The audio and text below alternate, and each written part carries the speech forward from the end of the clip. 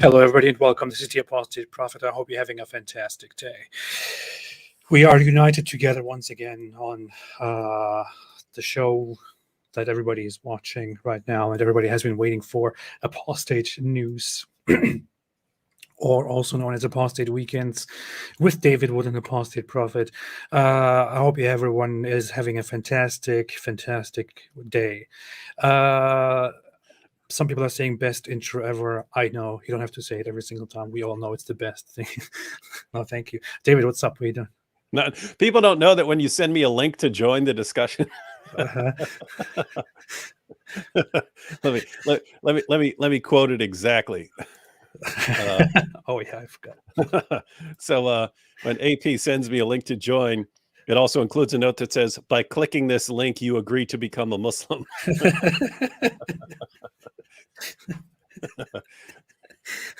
That's what I do. I always have to think of something dumb when I contact David for something. So that's what I do.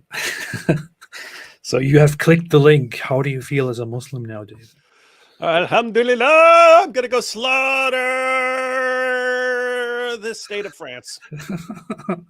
Yeah. So right now we have some really difficult. I just got an urge to burn France to the ground. Oh boy. Oh boy. Oh boy. And yeah, this already makes the point that we have been trying to make here. So yeah. So in the words of Will Smith and I, Robot, somehow I told you so just doesn't quite cut it. It doesn't. So what is happening right now is that in France we have massive protests going on, and there are even reports that those massive protests are spreading to neighboring countries, and that in Belgium and in some other places, Switzerland, protests are breaking out. And the protests are not just protests. They are not just protests. We have a lot of very visible, very widely reported riots, lootings, people just, destroying everything, walking into stores and stealing stuff and being happy about it under the disguise of protesting and so on. And all of this triggered by the killing of a person who was reportedly 17 years old, who was shot and killed by a police officer during a traffic stop. And people are outraged about this. They say this is about racism, about skin color, about Islamophobia, and all of these things. But there is, of course, much more behind that. And we also see that there is a common denominator among much of what is being brought onto the screen when these riots are made. We see that a lot of Muslims are involved, and a lot of Islamic chanting and Islamic symbols are involved. And we will look into some of the stuff in further detail. I specifically want to look into who the victim, Nail Merzouk, actually was, if he had any records and so on, because there's been a lot of misinformation on that. David, do you want to say anything about this? Oh, yeah, there's also people... I'm seeing lots of messages on Twitter and so on saying, like, this is a quote from ICAC Brat. Anyway, it says, "This is your payback, mate, from colonization many years ago." Talking to British people, which I don't even like. It's not happening. I mean, this is in France. I don't know. Anyway, it says, "This is your payback, mate, from colonization many years ago. This is only the beginning of what is about to come." So it's immigration and riots are payback for colonization years ago. And so you're getting what you deserved. That's the claim, which is interesting. So it's not like, hey, we want a better life in the UK and France and so on. I mean, to be clear, there are plenty of people who are immigrants who are like that. I would like a better life there. But now you have all these guys of, no, we're actually coming there to for some get back on you. Yeah. So everybody knows, lots of people know, I was born in Germany, and I was born into a family that migrated to Germany from Turkey because because it was a trend back then to move to Germany, because life is better there, because you can work there, make a lot of money, bring the money back home to your own country, and so on. In Germany, that has been a phenomenon known as Gastarbeiter, or worker guests, guest laborers, whatever. And Whoa, Gastarbeiter. yeah, That's it. That's in the song "Fremden Eigenem Land." I always wondered what that meant. Yeah. I mean, you could see Gastarbeiter, guest worker. Yeah, guest worker, Gastarbeiter. Yeah. But the thing is, so in our case, and also in the cases of most of the immigrants, most of the Muslim immigrants that I knew, and that we are aware of, the issue was not that they were like out of complete despair, fleeing their own countries and then seeking refuge there. It was just people choosing to go to Europe because their own countries are messed up. Their own countries are not promising enough. Their own countries are not comfortable. They can't make money there. They don't have a good life there. They know that there is a good life in Europe, so they go to Europe and live there. But of course, if I moved to a place because I think my own place it kind of sucks, and I want to move to this other place which is significantly better. Life is so much better there. I want to live better. Would it make sense if I moved to that country and then spent my life complaining about that country, complaining about injustice, saying, "Oh, I'm being treated so unfairly here," and instead of recognizing that I deliberately, specifically chose to go to that place because it is better, and it is still by so many standards much better and much less unjust than those countries of origin that these people come from. I think that would be very, very dumb. And I know from my origin as well, my family and lots of other Muslim families have a habit of constantly finding excuse after excuse after excuse to claim that they are being treated unjustly in Europe, when in fact they are not. In Muslim countries, in most Muslim countries, there is significantly more injustice, not only against others but also against the own people. But go ahead, David. Oh yeah, I just wanted to point out, because we talk about Islam a lot. We say lots of things about Islam, but to be fair,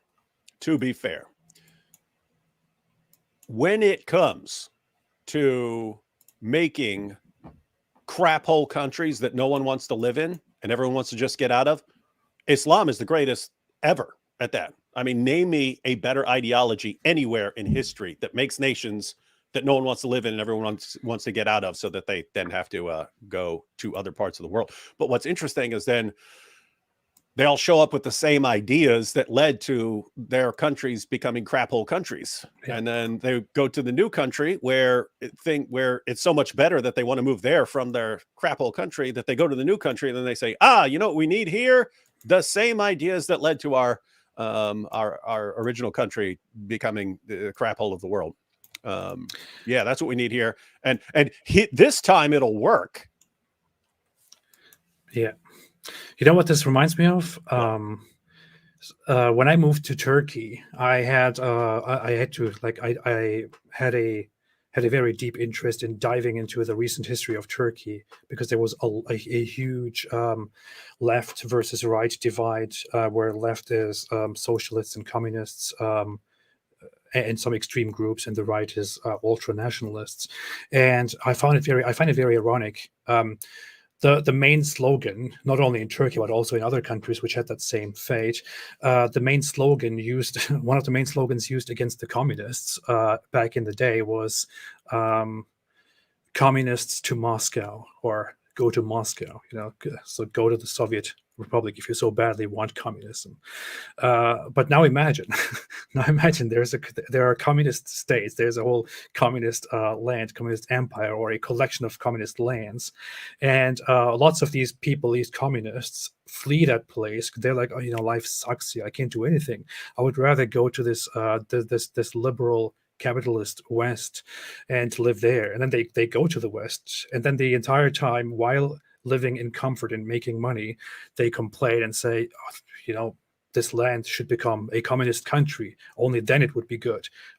I hate liberalism. I hate capitalism. I hate Western ideas. It should become communist. Don't you think that would be a little bit ridiculous? It would be pretty dumb, but Very, very dumb. such is life. C'est la vie. Um, Ich and- mag das. Ich mag das. um, Hey, did you learn baka baka kuchen when you were a kid? They teach you that? Like, I just wonder if they still teach that stuff. You ever heard that? is that a specific concept? What is that? It's like a lullaby, man. Baka baka Kuchen, der Bäcker hat gerufen. Oh, yes, Der will yes, okay, guten okay. Kuchen backen. Der muss haben 7 Sachen. Eier und Schmalz, Butter und Salz, Milch und Mehl, Safran macht den Kuchen. I remember. Anyway, Now. I'm I just remember. wondering. I remember. I'm trying to figure out why Germans went from like the most brutal, like wanting to conquer the world people ever to like the biggest pansies.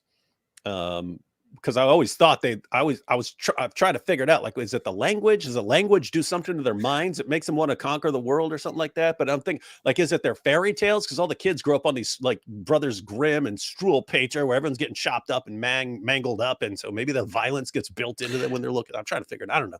That wasn't even a constant German thing throughout history. I mean, the Germans before they became imperialist were known as the thinkers and poets.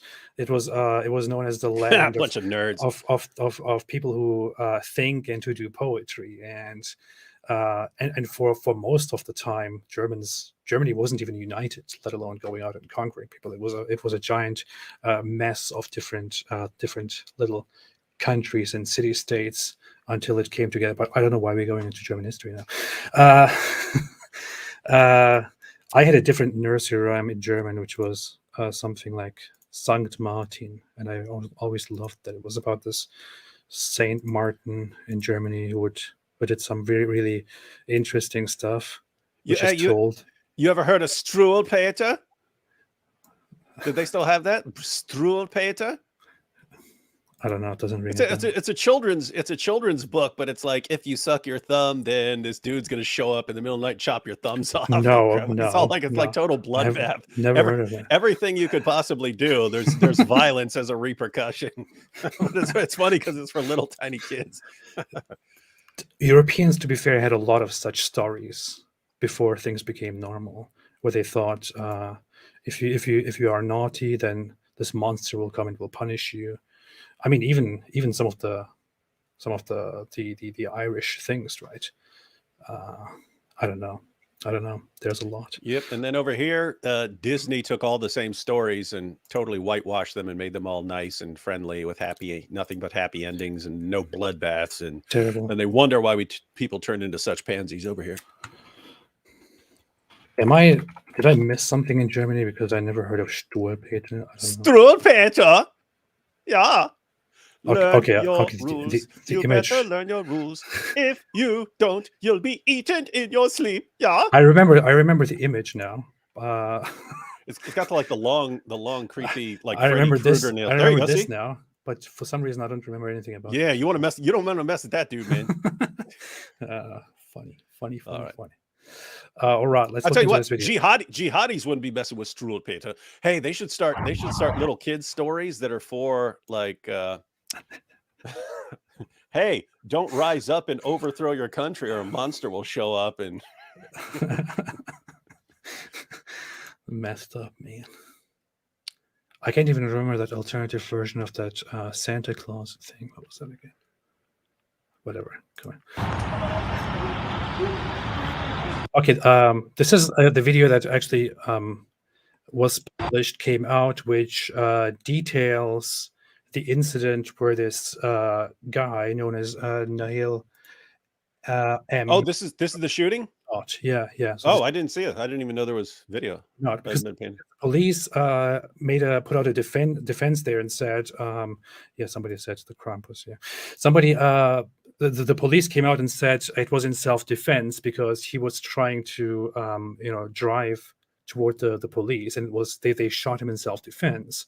But the video came out which kind of disproves and refutes their point, and it shows that they might have done excessive violence here. But let's look at it. So this is what's been published. There's a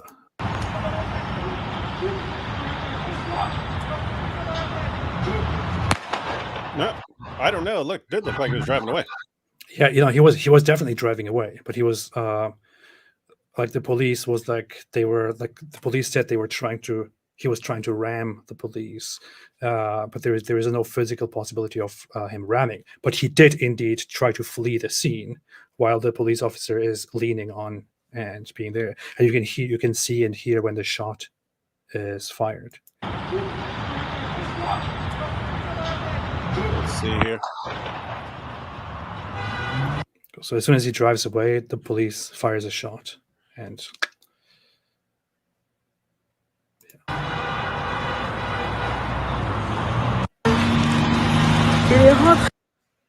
and then the car crashes into something later, from which footage exists as well. But yeah, let's see again. It's kind of a bad angle to tell, because you can't really I mean, from this angle it looks like the guy's just driving away, but you can't tell if he's kind of veering, so that he's veering into the officer as he's trying to pull out. I don't know. I have to be very honest. If I was in the position of that police officer, and I know police officers are not regular people, they are trained for these things. They undergo training, and especially in France, which is unlike many European countries, the police has to deal with much more and is much more trained. It looks like it is a reflex, a reaction to an already very questionable suspect doing something unexpected, and which could be perceived as endangering the police officer. It looks like I don't know. I'm not entirely sure what to think about it, but let's see it again. Yeah, what I mean is right when he pulls away, because look right there, the cop looks like he's leaning on the car. See that? Yeah, he's leaning on the car. So I mean, it doesn't look like he's actually gonna die or anything, but yeah. So I wouldn't say it's like he's defending his life here, but he is having a reaction to.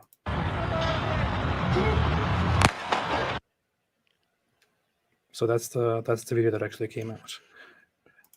Some people say it's an accidental firing. Some people say it's an instinct reaction. Some people say it's completely unnecessary, deliberate shot. So this is the incident that caused all of the riots, all of the protests. And the video I think the video came out only after the rioting and the looting and protests started, to clarify the situation. Now the police officers here in question are in trouble for having deliberately shot this guy when there was no necessity for it. What do other people think about that? Because I always have mixed feelings. Because I mean, when you have an entire nation of cops, sometimes you do have cops who are a little too trigger happy. Yeah. And other times, you say, the cop shouldn't have done that, when you don't know exactly what you do in that situation. So you can kind of see it from both ways. Like this with me, I'm kind of like 50-50. I'm like, okay, the cop is actually leaning on the dude's hood when he starts to take off. I can imagine someone saying, I don't know if this guy's just going to veer straight into me or something like that, and going ahead and shooting. But I mean, it also doesn't look like he was really in danger. So, but I'm not in that situation, so I don't know. I read people and some reports saying that one of the officers tells the other one to shoot. I haven't seen an actual report on that, and I don't understand the French here. But if anyone can confirm this, I'm not sure what is being said and if it can even be heard. Wait, let's put the speed. You got to keep in mind it's French, so like French for shoot would be like "fifth," or something like that.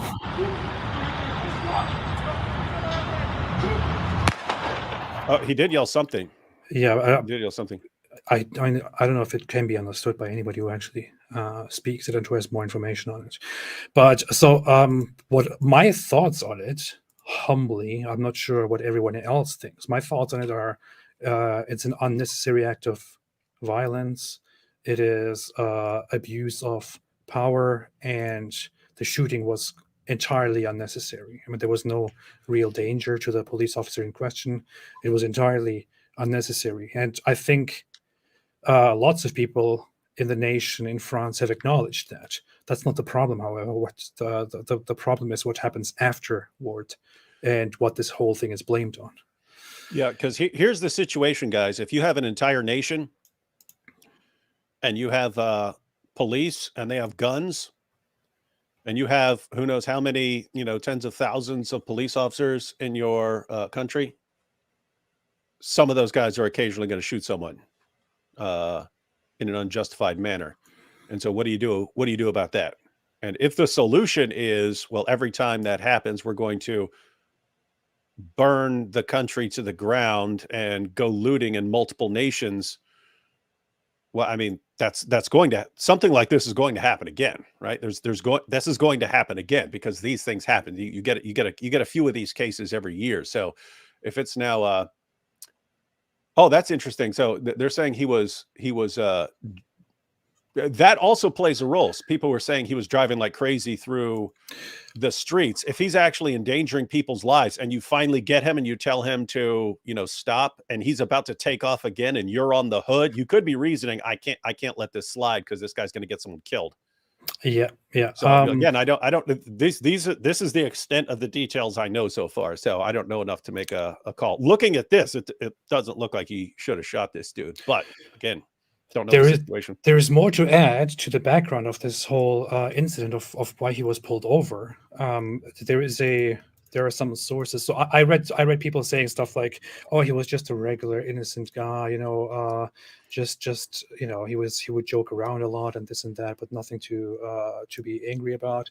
But there are some French sources which actually reported on the guy's records, and here is something that I have here from the media. So this is originally French, translated by Google into English. He didn't have a criminal history, meaning he was not, he didn't have major crimes that he was convicted for. He did, however, have over 15 recorded incidents with the police. So when people say this was just a regular young innocent person, I'm not sure what kind of young innocent person has 15 mentions in the criminal files of the police, including I had that. Oh, but never mind. I wasn't innocent. All right, go ahead. Including 5 times for refusals to comply, resisting arrest. Here's a rough translation. It says, in March and October 2021, he was arrested for this reason, and the cases were dismissed. In January 2022, he was presented to a children's judge who then pronounced an educational measure. Last weekend, he was arrested again for refusing to comply and placed in police custody. He then received a summons to appear before the court on this occasion in September 2023. In addition, he was known to the police for acts of common law, namely concealment and rebellion. I think concealment, I looked it up, is the crime of possessing and transferring stolen goods in France. Resisting police. In February 2022, he had been implicated for use of false license plates. Again, stolen goods. Driving without insurance. In January and March 2023, he again came into contact with the police for the consumption and sale of narcotics. This is a mistranslation. It's just drugs. It doesn't specify what drugs they were. Could be something as simple as marijuana or worse. So this was not just some regular guy who was randomly pulled over and then, shot because he attempted to drive away. This was somebody who was pulled over by the police due to incidents he caused while driving. He was using a rented car and had a major history, a record of dealing drugs, transferring stolen goods, using fake license plates, fake documents, resisting arrest, and so on. So that is the case. It's not just injustice against a regular random guy who happens to have a different skin color. I think that is a context that needs to be taken into consideration. That said, again, I think when you see the footage here, without adding further context of whether there was a huge danger to life or anything going on in the background of this, simply looking at the footage here, I think it's quite clear that this is a misuse of authority, and that the shooting here is entirely unjust, in my opinion. So, what do you think, David? Yeah, I'm like 50-50, man. It would kind of depend on what led up to this, and uh again, so the way people would want to portray this is this guy with the gun is a racist targeting someone. Um, it doesn't seem like that, right? It's he's leaning on the car takes off. Stuff led up to this.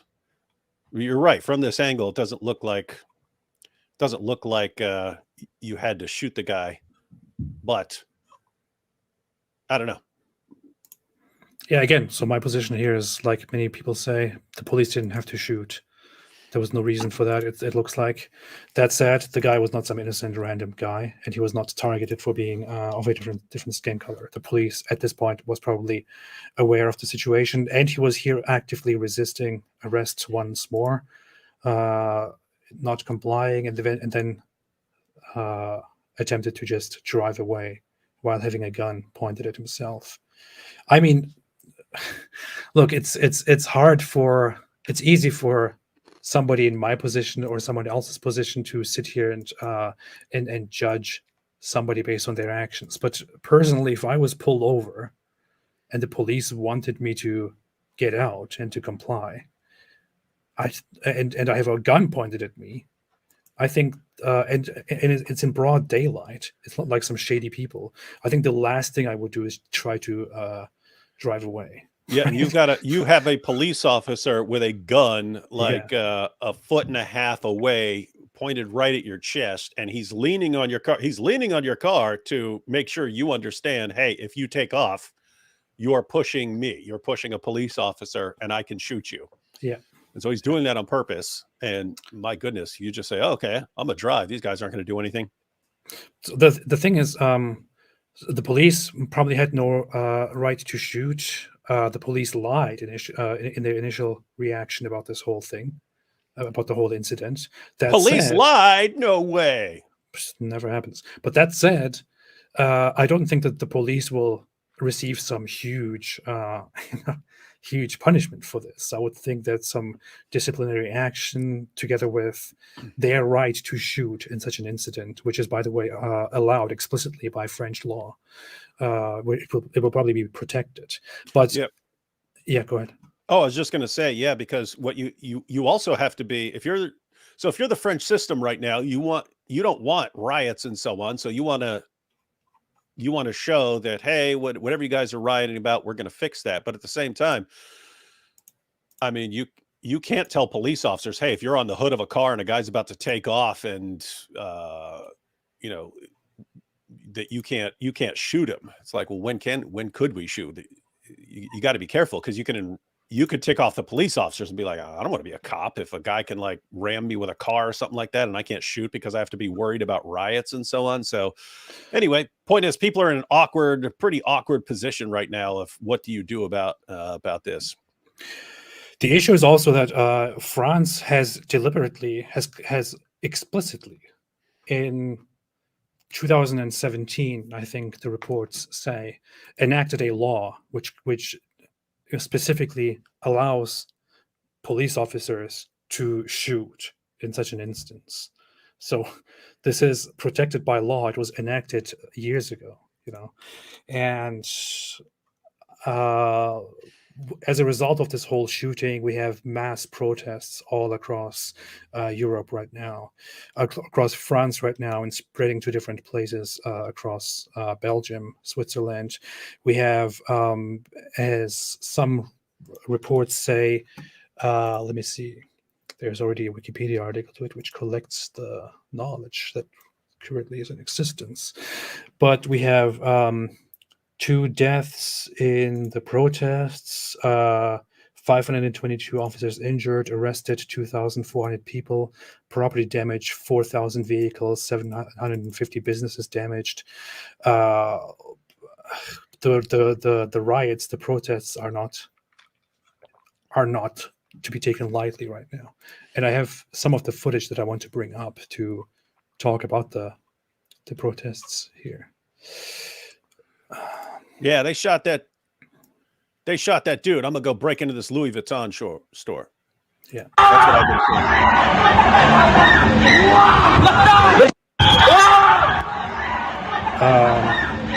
Riots and looting in Belgium, in Switzerland.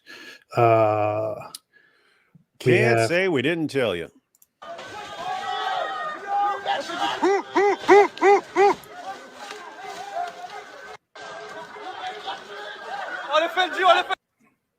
We have people here screaming.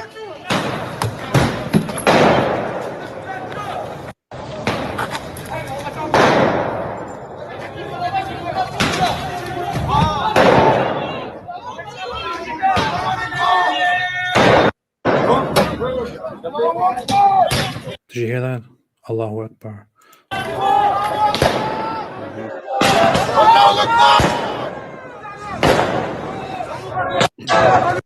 What does Allahu Akbar have to do with this? I wonder. It's creepy because this is a pattern that occurs everywhere. It's like, in Muslim countries, you can have more or less Sharia, right? You could go full on Sharia like Afghanistan, or you can go, 50% Sharia, 40% Sharia or something like that. But what you see from the Muslims in the West is that they'll try to get as much Sharia as they can by other means, right? So in other words, under Sharia, non-Muslims are second-class citizens. You can criticize other people's religions, but no one can criticize your religion, and so on. And they'll try to, the da'is and so on, the Muslim organizations, they'll try to get the exact same results without doing it and being able to officially enforce Sharia. So in other words, in Muslim countries, you can't make fun of Muhammad, and in Pakistan that would be a death sentence. You can't have the same law in countries that have freedom of speech. So instead of that, they'll shower you with charges of Islamophobia and bigotry and racism if you ever question or criticize Muhammad. And the result is pretty similar. People are much more nervous about criticizing Muhammad than otherwise. And you can have people who are worried that they'll actually be killed if they make fun of Muhammad because of, like the Charlie Hebdo massacre and so on. But you have people who, they just don't want to be called racists and Islamophobes. And so they keep their mouths shut. And the result over time is you can have a situation where, like in the UK, you had grooming gangs, grooming, raping, gang raping, drugging, pimping thousands and thousands of young girls for decades, and no one would lift a finger to do anything about it just because they didn't want to be called racists and Islamophobes. And so you have a result that is similar to Pakistan, where, a guy can just go grab a Christian girl or something like that, and the government's not really going to do anything to stop it. You have situations that are similar to that, and yet it's in a country where you shouldn't have that, but they kind of find a way. And this kind of has a similar vibe to me, in that the rioters are looking for justifications to riot. But the implication is, hey, anytime you get in the way of something a Muslim is doing, we're going to riot. And over time, we're going to put massive pressure on you so that you just don't get in the way of anything a Muslim is doing. Even if he's committing a crime, you better stay out of the way, because if you get in his way, we're going to burn your country to the ground. And so it seems like a pretty clear message. It's kind of funny you mentioned Pakistan, because in Pakistan, Muslims protest and cause massive unrest because some non-Muslim did something and they are not fully allowed to bring justice to that person, meaning kill that person. And here in France, they protest because something was done in a very comparably less unjust way to a Muslim. So it's like in every situation you have the Muslims rioting and protesting to get what they want, to have justice on their side, and injustice probably not for the others, or probably for the others. It's messed up. I want to have a look at this image here, which shows a very clear instance of somebody making a huge point here for justice and of course, peacefully protesting great injustices that are going on. Mhm. As you can see here, people entering Zara, which happens to be mildly luxury, and stealing bunch of stuff to wear and being very happy about it, in order to bring justice to France, of course, and get rid of racism. That's very clear here. You have other instances of people being quite messed up, like what was that? Where was that? C'est abusé. Regarde, regarde, regarde. I thought stealing was haram. Well, C'est abusé. Regarde, regarde, regarde. what is that? What is she carrying? What is that? I don't know, PlayStation or something. It's a big box. Maybe it's just a curtain or something. I don't know. maybe it's bed sheets. I don't It's a know. box of Qurans. Regarde, regarde. This is, of course, this woman is completely doing this just to bring justice and to protest against all the racism and Islamophobia and stuff like that is going on. And this will, of course, change France for the better, as we can see.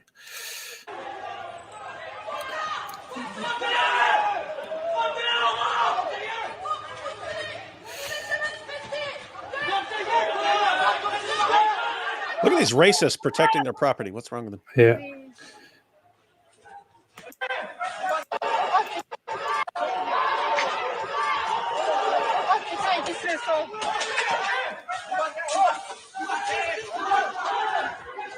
Here you can see French racists and Islamophobes protecting their shops and their goods from peaceful rioters who are just trying to bring justice to France and combat all the racism.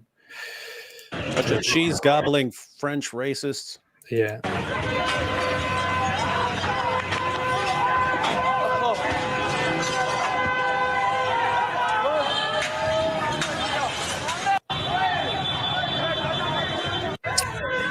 Here you have a bunch of people who have never worked a day in their lives going around and destroying stores and stealing things, again, to just bring justice to France and to combat the injustices. So that is all happening as we speak. It is currently still going on. There is still no rest, no solution to it.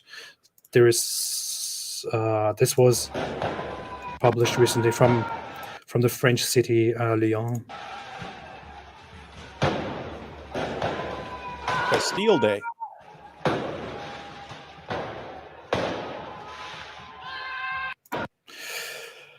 And I don't know, when I look at this, all I think is, I don't know if people are very stupid and short-sighted. I don't know what it exactly is, but if you are actually going out there and you're doing this because you want your own people to be recognized and to be treated properly and so on, and to be seen in a better light, do you think this will actually lead to that, or do you think it will lead to the opposite?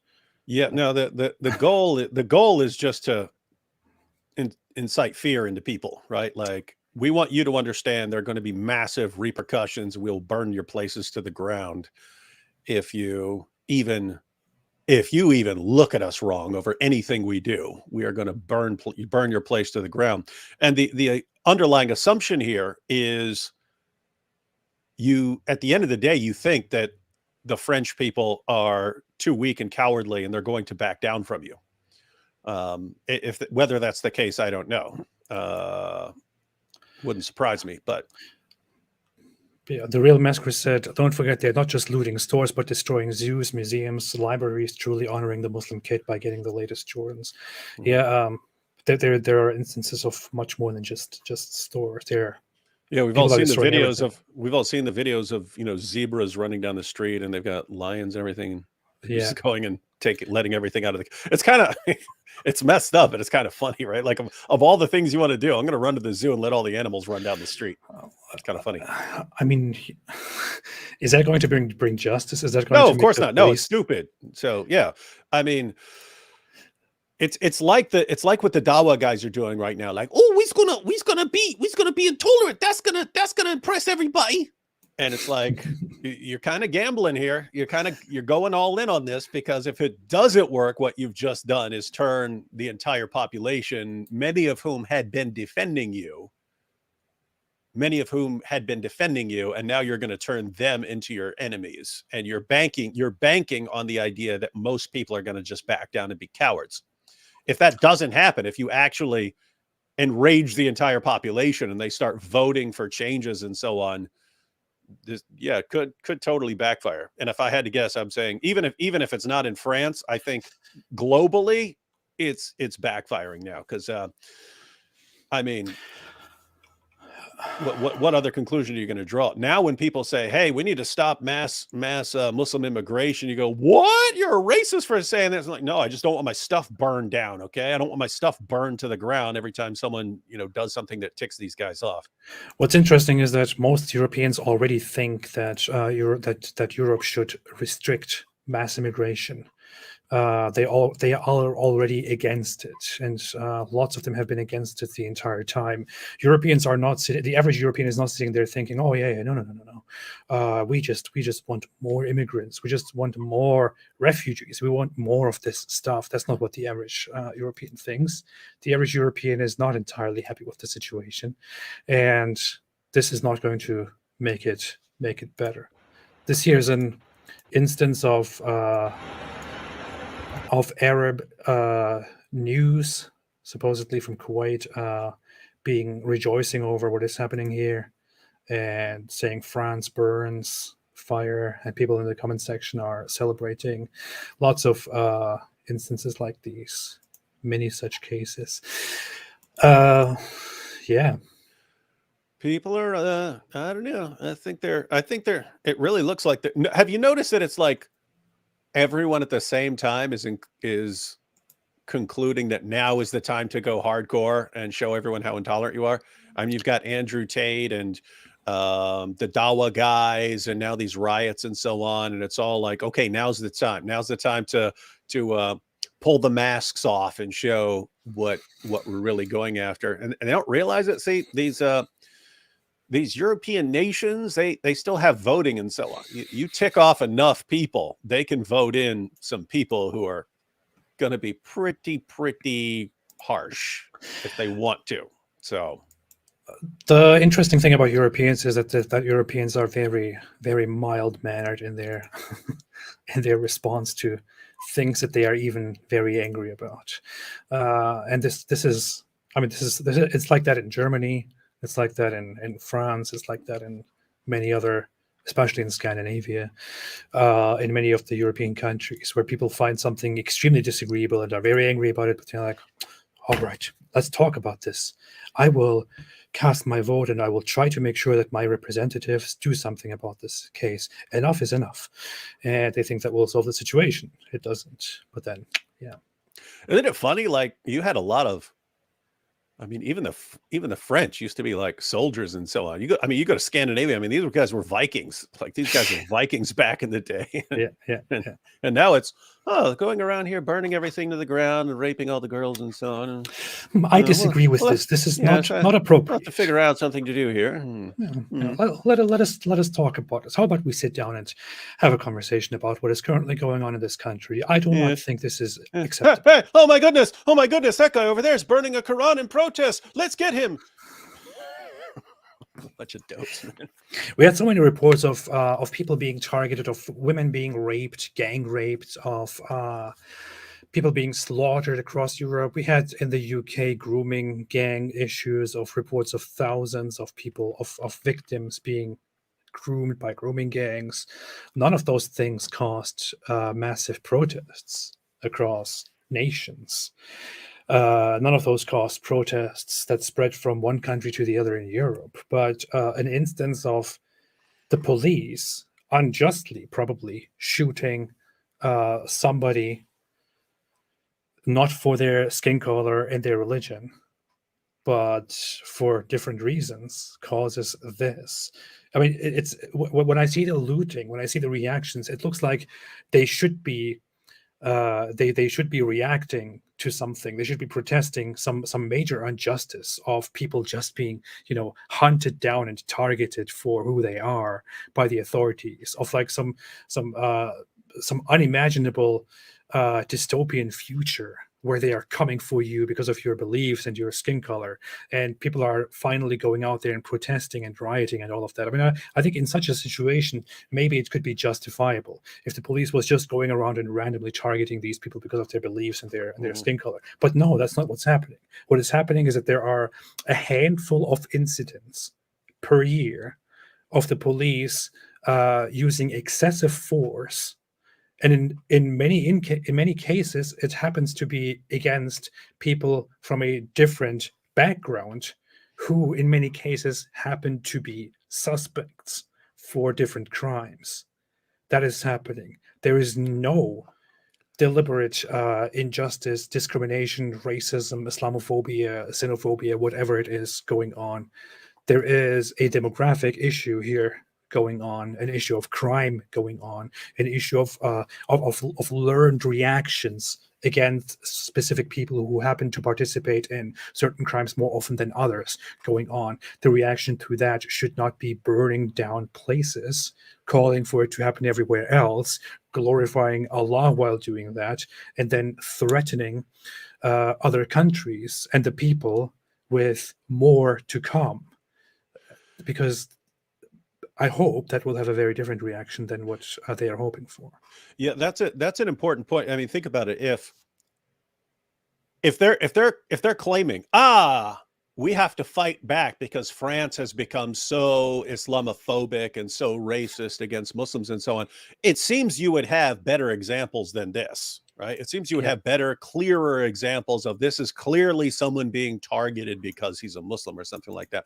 When I see that this is the powder keg that ignites everyone, where I'm sitting there looking at it going, I don't know, it doesn't look like he had to shoot him, but depending on what led up to that, it looks debatable to me. It looks at least somewhat debatable.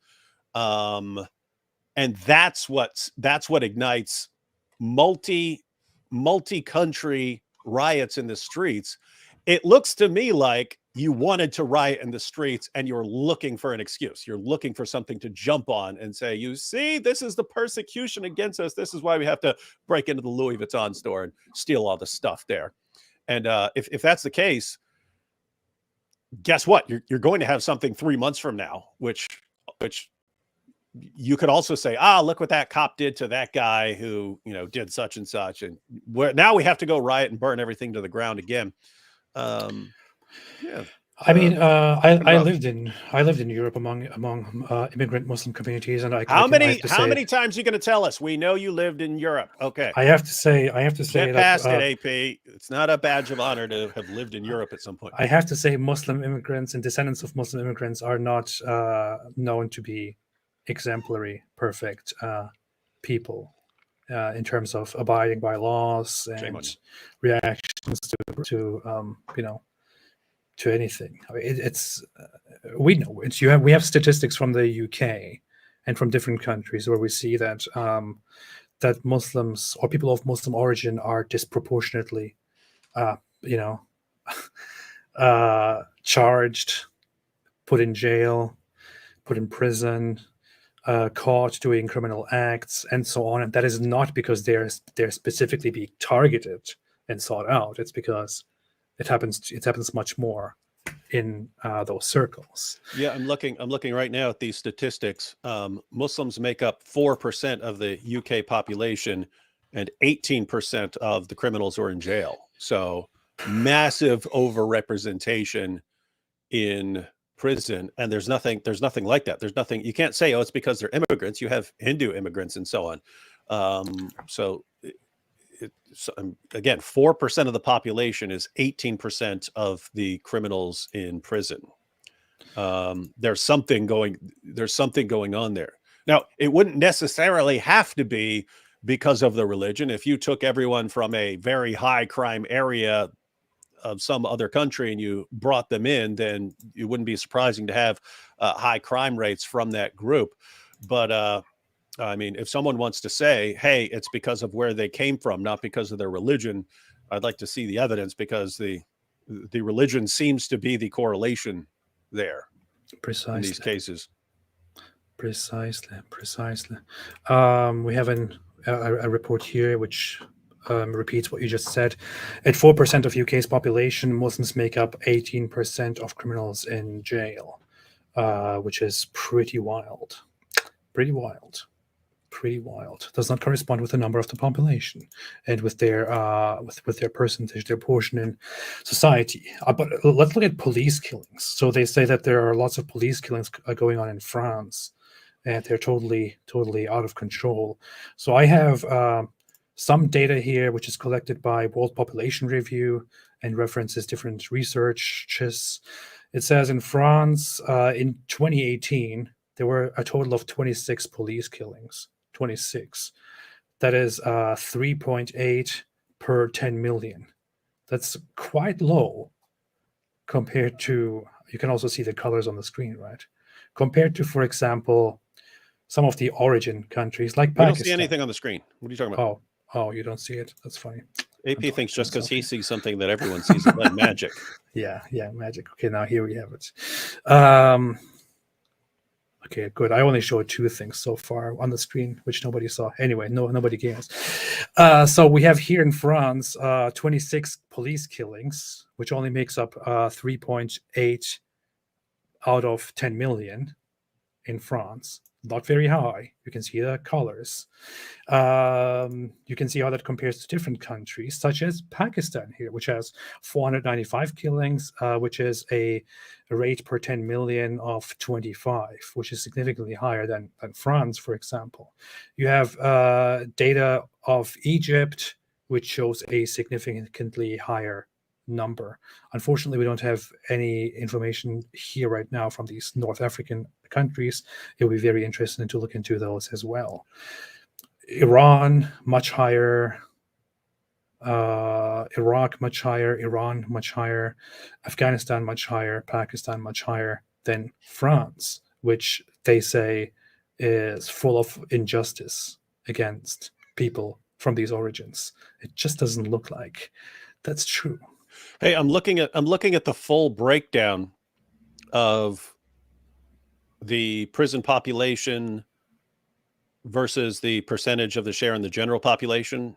I'm looking at the full breakdown here. I can send you the link if you wanted to pull it up. But so Christians in the UK are 61% of the general population, 45% of the prison population. So they're a little underrepresented. They're it's a lower percentage of people in prison than you find in the general population.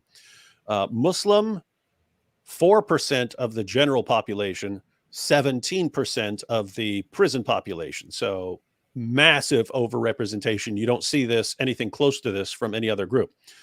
Hindus, 2% of the general population, 0% of the prison population. So, I mean, they're immigrants too. Why aren't they committing crimes? It doesn't, I mean, there's almost no Hindus in prison. Sikhs Plus, there's also statistics on, which I have looked at that before, on success by demographic, by religion, or by country of origin, where people from India and of Hindu origin are significantly more successful in the UK than I think white English people, where Muslims are much lower. So it's quite clear that there is no discrimination based on race and skin color going on here, right? Hey, you know, it's funny because I thought this was racist, but I was at this was back when I was in college. So this was Old Dominion University, and they had like this interfaith lunch and so on. And so I sat down. I was sitting down with this. I was sitting across from this Hindu guy, and this Filipino professor sits down, and she starts talking to him, and she says, "Hey, where are you from?" And he says, "I'm from India." And she goes, "Oh, from India, huh? Computers or engineering?" And I'm thinking that's racist. You can't say that. But she goes, "Computers or engineering?" And he looks up and he goes, "Computer engineering." And I was like, "Oh man." But it's funny. I mean, she just, "Hey, look, I understand you culturally, you have a massive interest in technology and so on." So yeah. anyway. This is funny. People are pointing out and saying what is happening in Brazil, but yeah, Brazil has an extremely high count of police killings. I know a little bit about this. I watched a few documentaries, read a little bit about it. There's also even there is a very interesting movie which is, I think, called City of God, which depicts kind of the messed up stuff that goes on in Brazil, South America, Venezuela. I think the highest country in police shootings, police killings, is Philippines. It's pretty messed up over there, but also a lot of drug gangs and stuff like that. Anyway, just some information here on the side. What are you laughing about? Because you were talking about police shootings, and then I started thinking about Ice-T's album "Cop Killer," and yeah, there's actually a little skit in there where a cop walks into Dunkin' Donuts. I think I know. I don't fully remember that. And that's not my job to help you out. Would you mind telling me what your job is? Right now, my job's eating these donuts. Like, messed up. Oh boy. Yeah, so that is happening right now in France, and I don't know what else to say that cannot be that we haven't already said. Lots of bad stuff going on. Lots of bad stuff going on. It is interesting that everything. So you have, like, in the US and in lots of places in Europe, there's been this alliance between Islam and, progressives, far left, even LGBTQ and so on. And now the Muslims are basically saying, I mean, not all of them, but certain ones in position of influence are saying, all right, now cat's out of the bag. We actually don't support you. We want to slaughter you. And so we're switching sides, and we're going to be far right. And we're going to try to align with far right now. And so that's happening. But then you get the riots. Then you've got, the Tate telling them that they, Muslims are the only ones who can stand against stuff because they're the only ones who take their religion seriously. But what he means by that, he's already explained what he means by that they'll kill you over cartoons, and other people won't kill you over cartoons. So this is going to be much better. But he's, lots of young Muslims are, wow, this is what makes us strong. And then you've got their followers in the Dawa community who are, oh, okay, now it's time. Now we show our intolerance. That's how we win them the science. That it's all absolute nonsense. But we got our intolerance. Guys, if you haven't seen the video, I'm not exaggerating. That is the new plan. We're going to show by our intolerance how powerful and strong we are, and that's going to make everyone want to convert. And I don't know. It's interesting how it's like across the board, everyone is just going off right now and saying we got to be more violent, more aggressive, more oppressive, and that's how we're going to win right now. So again, it looks like they're just going all in. It's now or never. We have to win right now. So it becomes interesting. Like, what if you do all this and you fail? What if you burn France to the ground and it doesn't actually work? What if you completely sever all ties with the far left and it ends in disaster for you because you're no longer protected by the media and politicians and journalists and social media companies and so on? This looks like this could totally, absolutely blow up in their faces while we giggle ourselves silly. Yeah. I think it's going to blow up in their faces. That's what I really think. That is true. I think all of it's going to blow up in their faces. Yeah. People are talking about Brazil. Frank Murphy said Brazil is only bad in some parts, and in those parts it's really dangerous, but majority of places are hospitable. Isn't like Rio de Janeiro, which looks beautiful from above with the Christ the Redeemer statue and all that, isn't it like horribly crime ridden with I don't know, bullet things? If it's so bad, how would they have if it's so bad, why would they have a big Jesus statue? Why don't you think about what you're saying, dude? Think about what you're saying. Now you're finding out why they call me Max Swag. Yeah. Anyway, there's also some interesting development that has happened that is very interesting, where, let me bring this here on the screen quickly, where Elon Musk, people posting you come to Brazil with lots of knives. People are funny. I have a lot of viewers from Brazil, and I'm aware of that, and which is very interesting. I wasn't aware of that until I started into doing these videos. Very, very interesting. I don't know what's happening. I don't know why there's so much stuff going on though. That's really messed up if you look at it from the outside. Uh, so here's Elon Musk. Well, how did this happen, David? So Elon Musk started reacting to counter jihad tweets on Twitter, especially to I think to Robert Spencer. Yeah, first. he shared something from Robert Spencer, which that would have been, I mean, any of the social media CEOs ever, none of them would have ever shared something from Robert Spencer, but Elon shared a tweet from Robert Spencer, which was insane. So I retweeted. I was like, hey, my goodness, Elon just shared something. And now he's sharing something from Amy Meck. I'm not totally sure what her views are. I've seen lots of tweets about Islam circulating, but I mean, if Elon, do you understand how weird this is? No one in positions of power at any of these places, they've always been against us. They've always been trying to shut us down. And if you've actually got someone with a slight bit of common sense now running one of the main social media platforms, that's huge. My 1345 sushi, not Richard Spencer, Robert. Not Richard Spencer. Richard Spencer is a white separatist. Robert Spencer is a counter jihadist who despises white separatists. Yeah. Yeah, those two are not the same thing. Just because they're very different. Similar. Amy Meg, I've known her for many years. I mean, I've known her Twitter activities for many years. She follows me. I followed her back at some point for some reason. I don't know. I don't really agree with much of her stuff. I think she's a little bit extreme when it comes to politics. Oh, but jihadis are fine with you, but she's too extreme. Okay, I got it, AP. Let me look her up here. Well, of course, Who is yeah. this? But she does constantly share stuff about Muslims and Islam and all of that, and it's very interesting that Elon Musk would begin following her and start sharing counter jihad things. Very interesting, and sharing an attitude of being concerned about the impact of Islam and Islamists in Europe.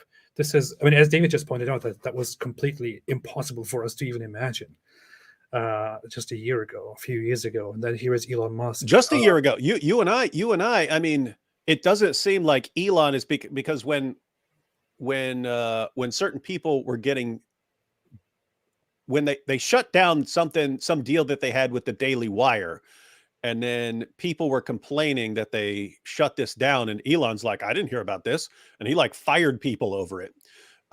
So it seems like there is some residual things going on that Elon doesn't have control over. But you and I have still been getting bans occasionally. I got 3 last year.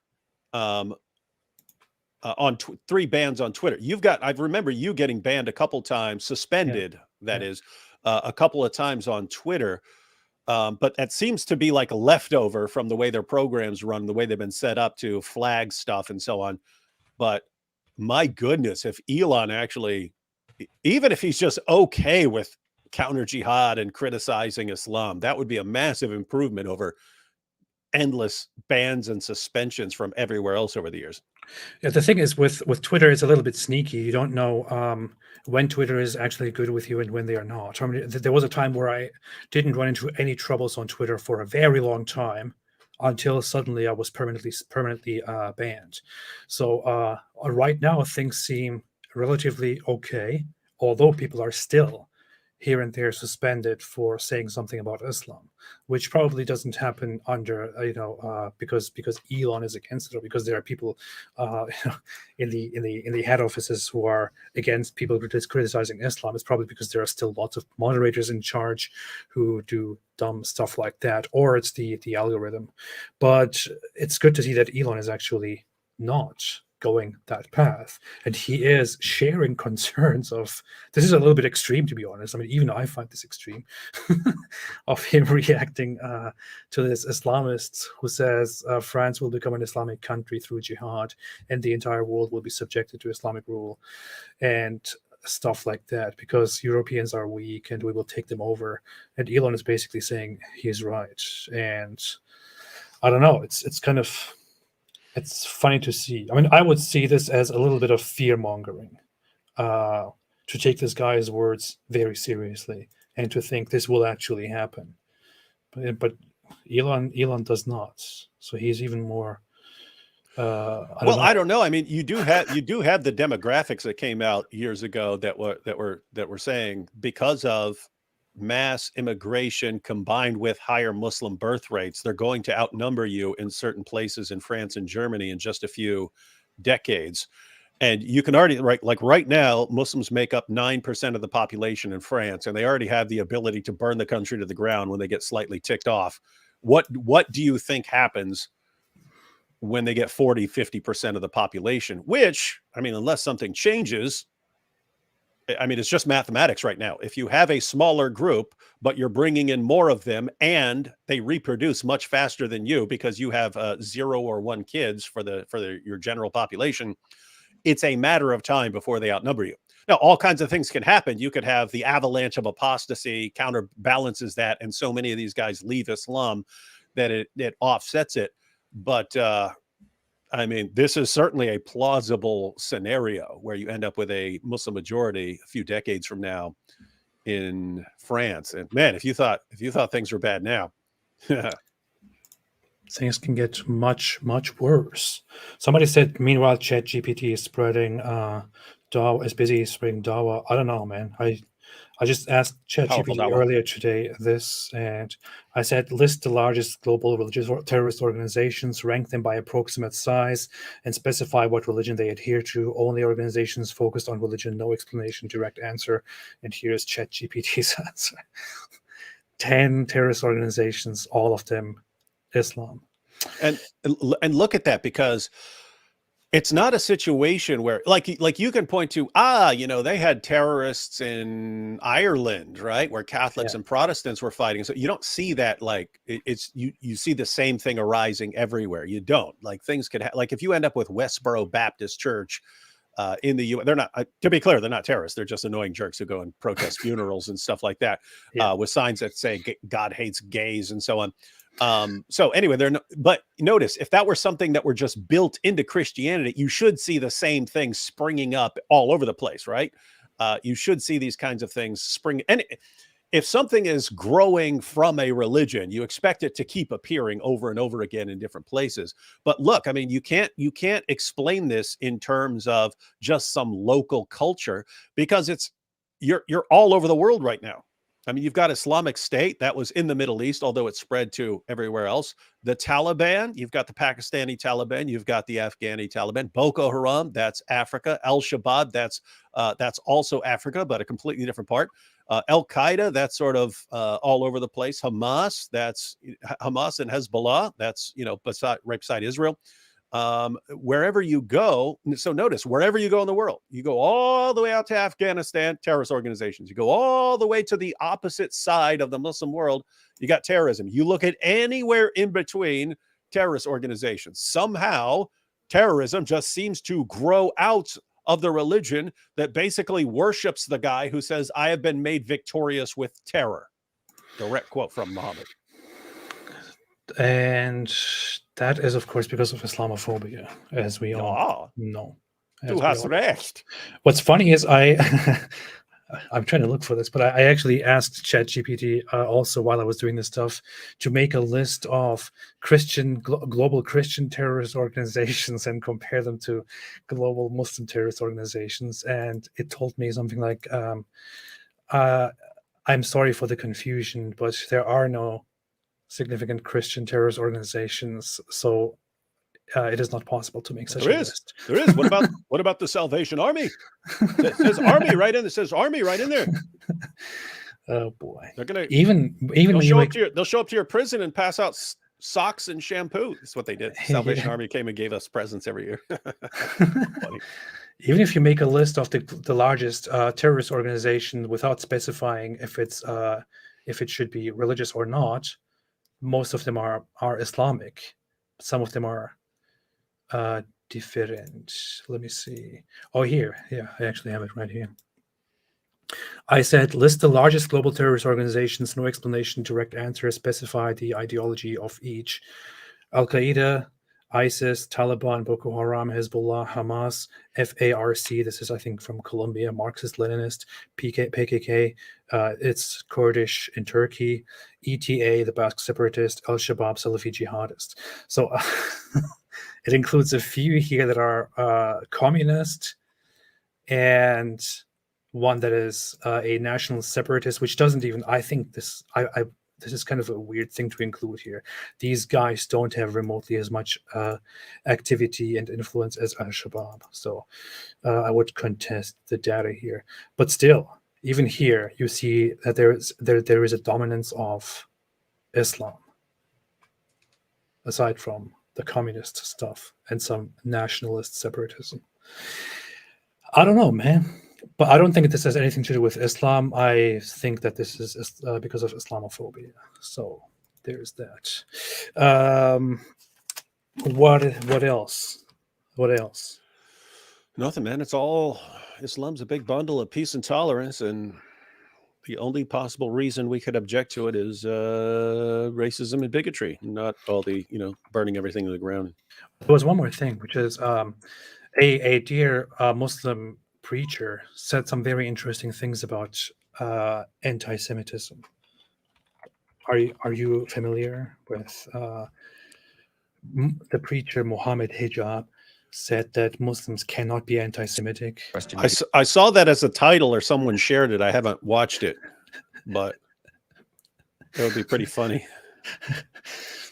It's a short video, I think. It's from a larger video that I haven't watched, but here this is quite funny. No, it's impossible for a Muslim to be anti-Semitic.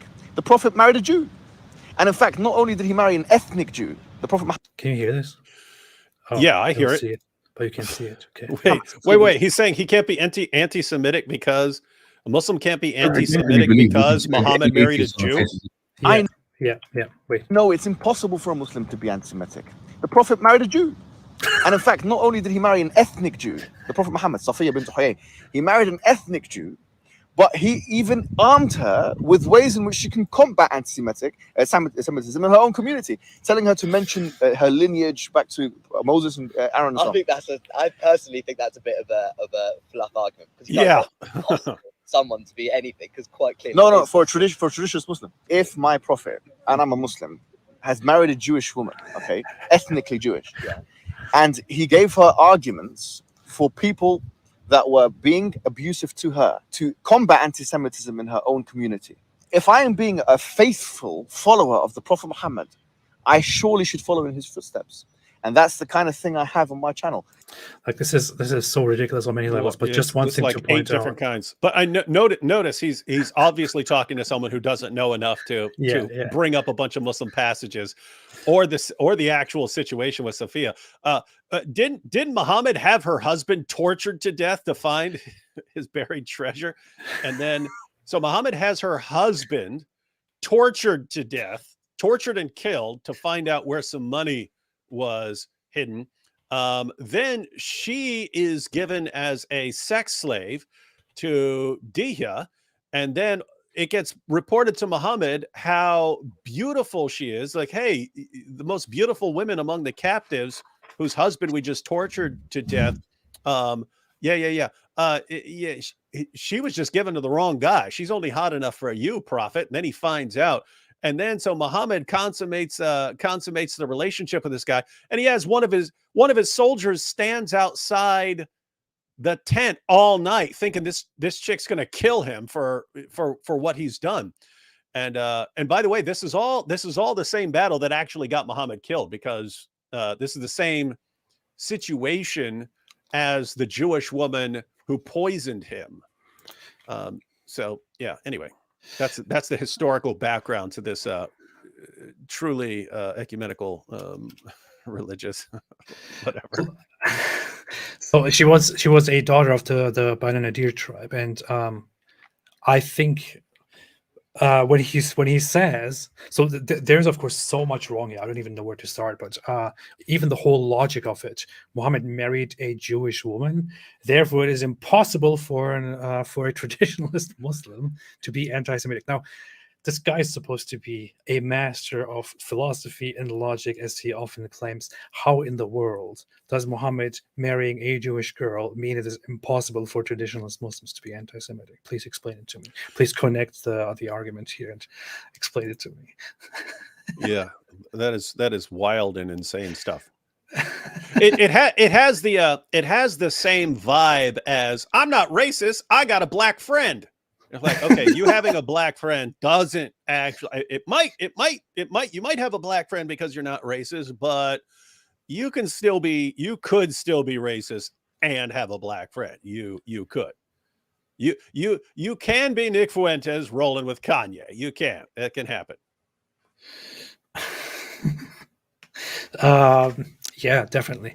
And what is also what he references about anti-Semitism and Muhammad basically telling his wife Sophia to combat anti-Semitism is completely, unless I'm missing some narrations here, completely taken out of context and misrepresented by him, which is very ironic.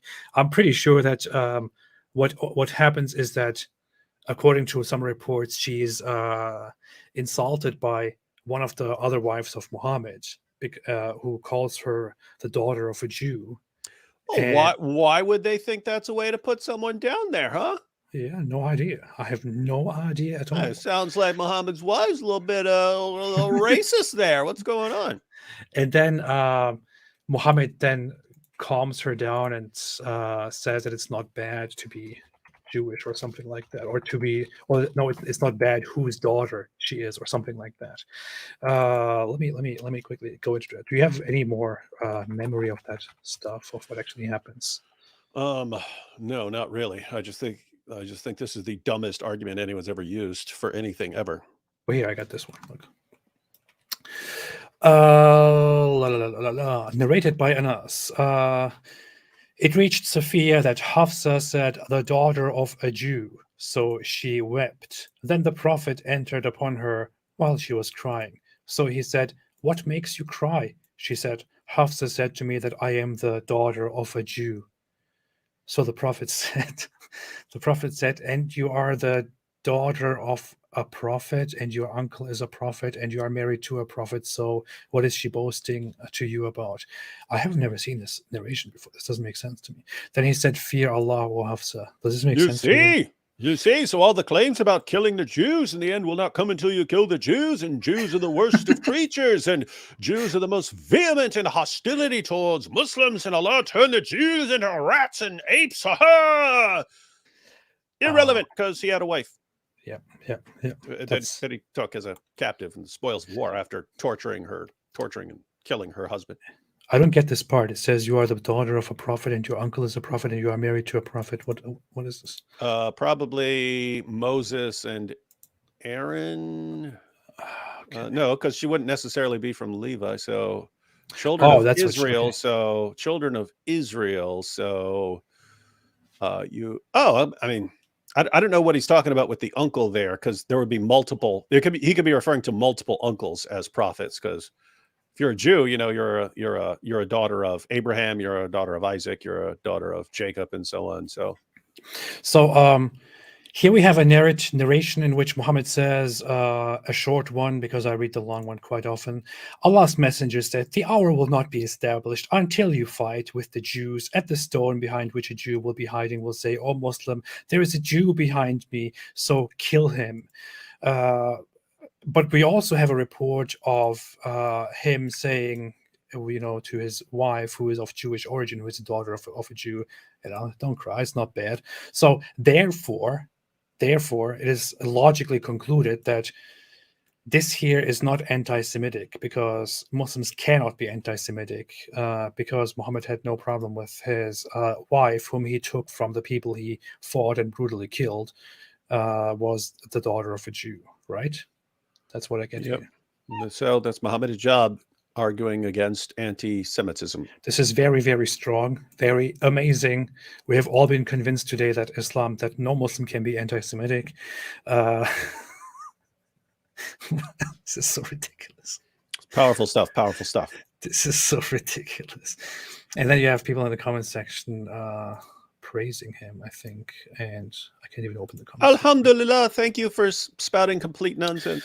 Or some people saying stuff like, "Oh, we can't be anti-Semitic because Arabs are literally Semites too," which is a very interesting take on distorting deliberately created terms. And yeah, I don't know what to say. I mean, that's like I can't be racist against anyone because we're all human beings. As far as I understand, as far as I know, the history of the term anti-Semitism, it was actually coined by somebody who wasn't particularly fond of Jews, but he used it. I forgot the guy's name, but he used it to distinguish disliking or discrimination or hatred toward religious Jews from hatred toward Jews as an ethnicity, where he thought anti-Jewish would mean that you are against their religion, whereas anti-Semitism would be that you are against them as an ethnic people. And the guy was, I think, against them as an ethnic people. And that's where the term anti-Semitism comes from, which was then adopted as quite a reasonable way to term a racial hatred against people. So playing now with those words would be a very dumb tactic. It is quite clear that that Muslims are quite often, very often, very, very anti-Jewish because of Muhammad's words, because of the prophecies, because of the Quran's words, because of the Quran saying that the Jews will be the most distant, because the Quran says they try to deceive Allah, because of Muhammad saying he will fight and kill them, the last one of them, and so on. That's how it looks. And with that, let's go into some action here. Electronic Ear said, shocking that Western media is not relating this to Islam. This is what I fear will happen in India with the second highest Muslim population in the world. I would say that India has its own fair amount of problems when it comes to religious violence and hostilities and all of that. But yeah. Apollo's Christian Apologetics said, I think my French friends would consider paying back their colonization debts if Muslim countries pay back Israel the Holy Land. Yeah. Fred Red said, is there a proper rebuttal to the legacy of Western colonialism? Argument that Muslims say about their countries being so awful. What do you say, David? I mean, look at history before any of that.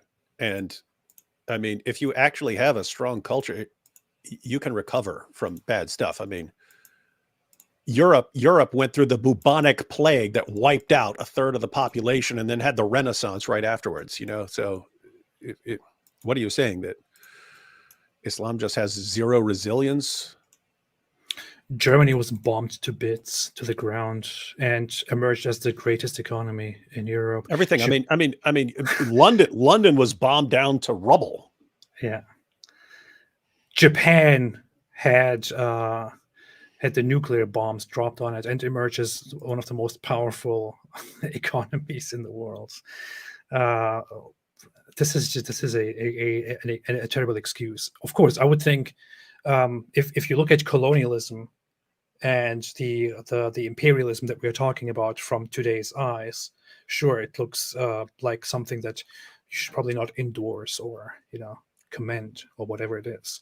But let's not kid ourselves. It's not like Western colonialism or Western intervention into the Muslim lands was something that the Western people did and that Muslims were not familiar with. No, it was a reaction to Islamic imperialism, which up until that point, up until the 20th century, was non-stop in action with the aim of conquering the whole world and uniting it under the banner of Islam. The Ottoman Empire, the last empire destroyed by the West and by Turkish nationalists, had the aim of conquering the world under the banner of Islam and the Ottomans. So please stop with that whole colonialism nonsense. Yeah, and in a lot of places like the Middle East, it was pretty short term, right? You had the collapse of the Ottoman Empire, and then the French and the British go and divide things up and so on, and then they give it back to them a couple decades later and so on. And what, you can never recover and you just doomed to be a crap hole forever? In fact, I would say that the Europeans, in their intervention into these countries, brought a lot of good Probably stuff into helped, right? I was thinking the same thing. probably helped. I mean, they in fact, let's not go into so many Muslim nations, Muslim rebels in these countries during the existence of the Ottoman Empire, specifically asking Western nations for help to come and give them independence from the oppressive Ottoman Empire. That's how nations came into existence. The Saudi Arabians, the originators of Saudi Arabia were people who asked the West for help to create their own state. A lot of other forces in the Middle East and in North Africa were people who asked the West for help to create their own independent countries, and the West did not go in there and mess it all up and created a huge empire where these people are subjects and are completely exploited. No, they went in there and they did exploit these countries. They did some things that they probably shouldn't have done. They did commit aggressions and all of that, but they also turned them into independent countries and then left. So yeah, even if you could argue that it's for completely selfish means and so on, Western countries generally want other countries to develop and become advanced and to develop technology and so on. Because, I mean, even if it's completely selfish, they want countries to modernize because now they have trade partners and now they have places to sell goods and so on. So yeah, it's usually not. I mean, notice if you really didn't like someone, you could bomb them down to nothing and make sure they never recover, and pour salt in their field so they can't grow crops and so on. It's not usually like that. They usually try to end the threat and then help them rebuild. And so now there is one thing that, of course, needs to be said, not to be completely unjust here. Somebody brought it up. I'm trying to find the comment here. Kitty said, Apostate Prophet, would you say the same about Africans and Africa? There, I think there is a difference here, of course. I would definitely say.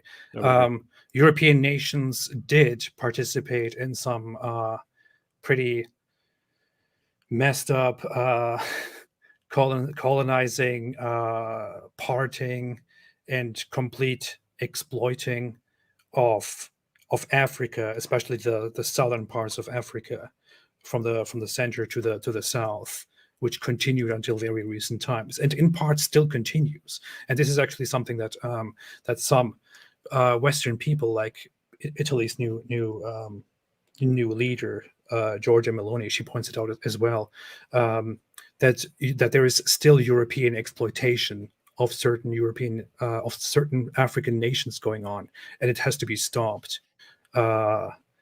Together with stopping all the mass migration and the crackdown on migrants and all of that. But yeah, no, I would definitely say that there has been a lot of European colonization and exploitation of African people and the whole continent in the past. This is even something that Hitler was talking about, how other Europeans did that, but we Germans, we were never allowed to do this. Why is it not our right to also create our own colonies and go down there and take from the Africans what they themselves don't deserve and stuff like that? So that definitely is true. But if we're specifically talking about North Africa and Muslim countries, sorry, no excuse at all. And then a bunch of stuff that I had no intention to go into now. But where am I? Okay.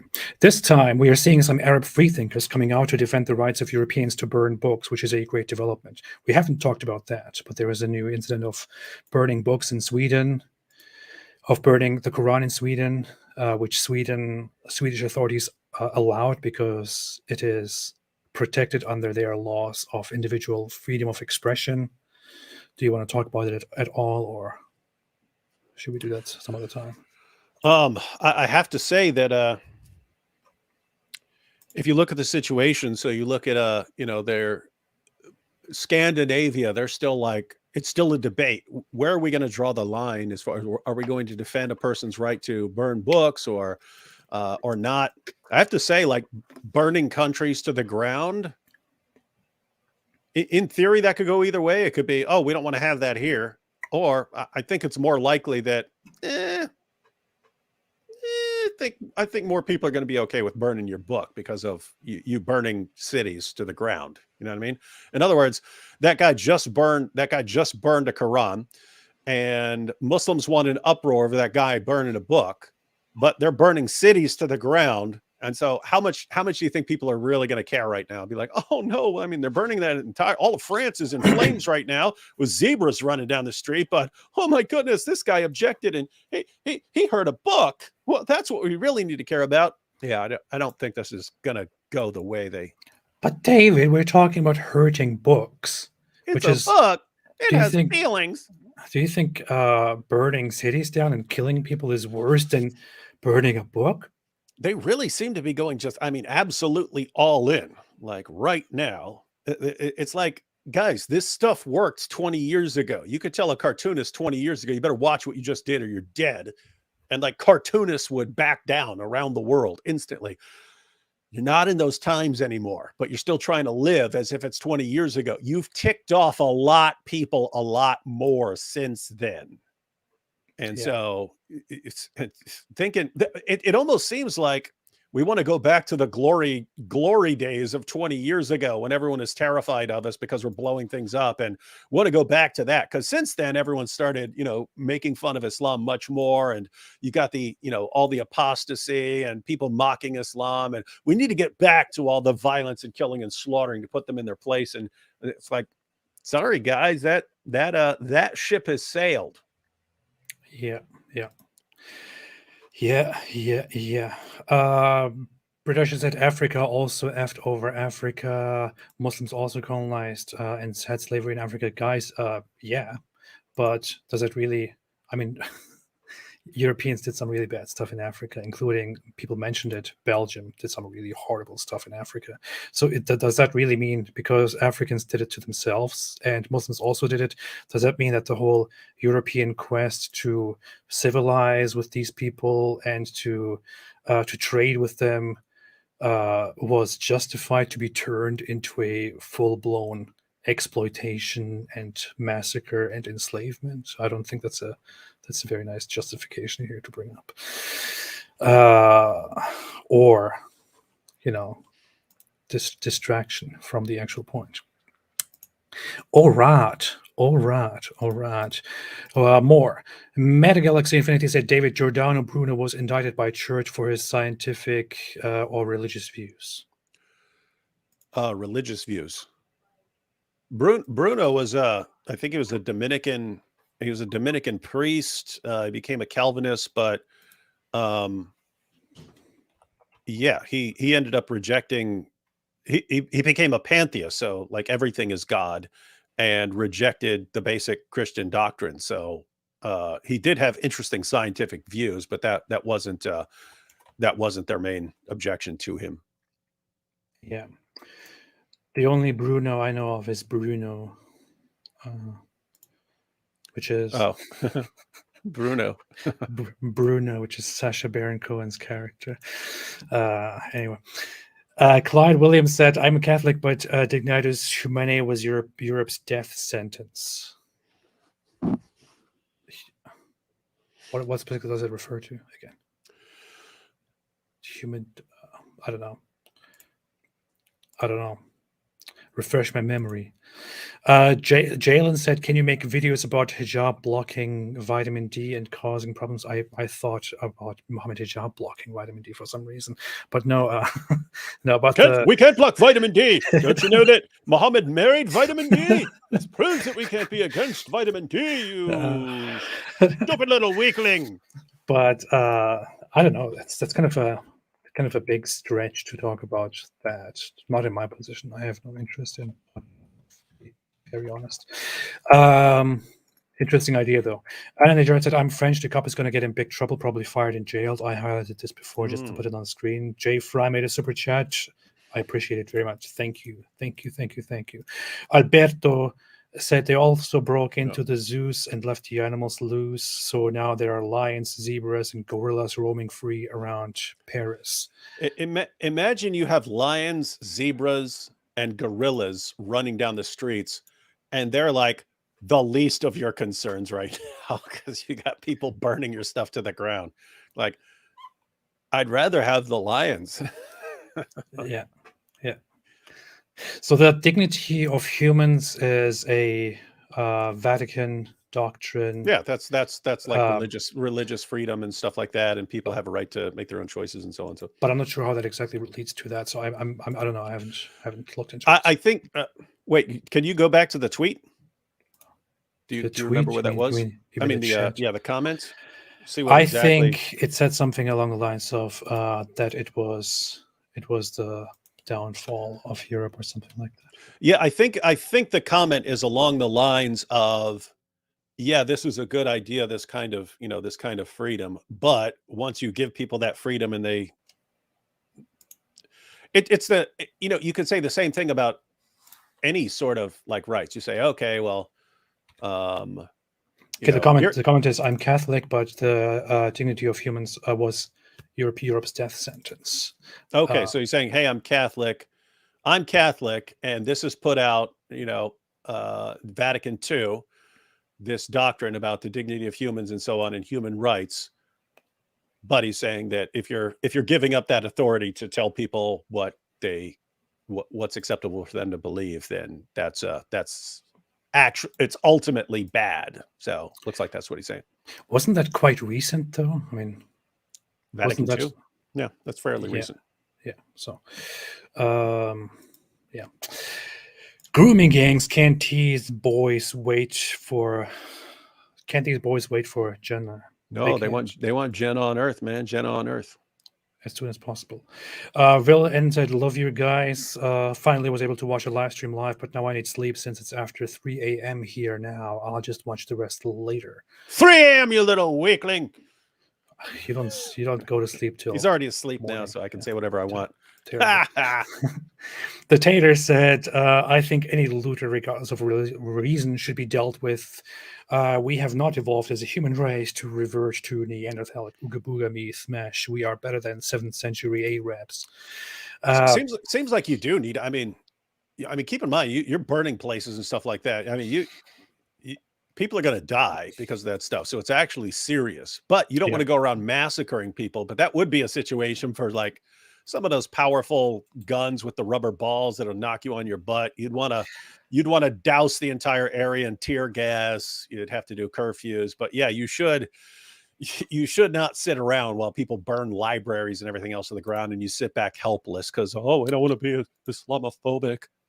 It has to be calculated. In history, reacting to protesting people with mass violence has always been a very bad choice with bad consequences. And I think that's something that should be learned from history. Great Grand Imperial ANCAP said, really me. I just want to sit back and say, okay, guys, okay, you tell me when I'm allowed to criticize Islam now. Because we're the ones that could deal with the ideology for you, but you all call us racist and bigots whenever we object to the idea. So we'll just sit here. You get burned to the ground. Tell us when we're allowed to respond and criticize Muhammad and do our job, and tell us when you're going to step out of the way and stop whining. Is Le Pen gonna win? Not sure. I don't know. I'm not entirely familiar. You can't tell what the French people, man. You have no idea. They could swing, and you see, this is all because of us. It's all because of us, and we need to do more. We need to bring in even more. We deserve it. We need to be completely overthrown. They might go that, or they might finally say, oh, okay, this is too bad. This has gone too far, and we need to stop it. You know what the dumb thing is? There are multiple dumb things right now. Yeah, but France has a long history of people are always protesting in France all around the year. Every year there is a mass protest going on. Vive la revolution! Whenever I hear protests in France, I think, yeah, whatever, man. It happens all the time. What is news about it? And some people are like, oh, look at this. People are protesting in France. And I'm like, are you unaware of history? So I didn't even react to the protest news first until a little bit later. I learned that these protests are about something entirely different, and then I started looking into it. But it's kind of dumb that when I hear protests in France, that whatever, man. I went to France. I went to France, and I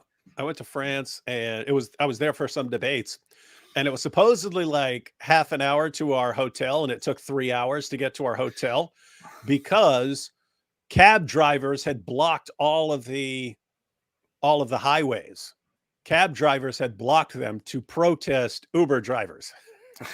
Right? So I was saying, hey, these guys are taking all our fares by offering lower rates through their Uber rides, and now we're not making enough money, so we're just going to block all the roads. Funny, just cab drivers just pulling up and blocking the highway and stuff like that. Well, French Revolution. I mean, French people set the standard for Europeans seeking freedom and revolting against the ruling people, and actually did it with mass violence. The French Revolution was some really bloody, messed up stuff that actually brought some really good things into existence. It's weird. I'm sure David has a lot of opinions on that stuff as well. I can't stand French people, man.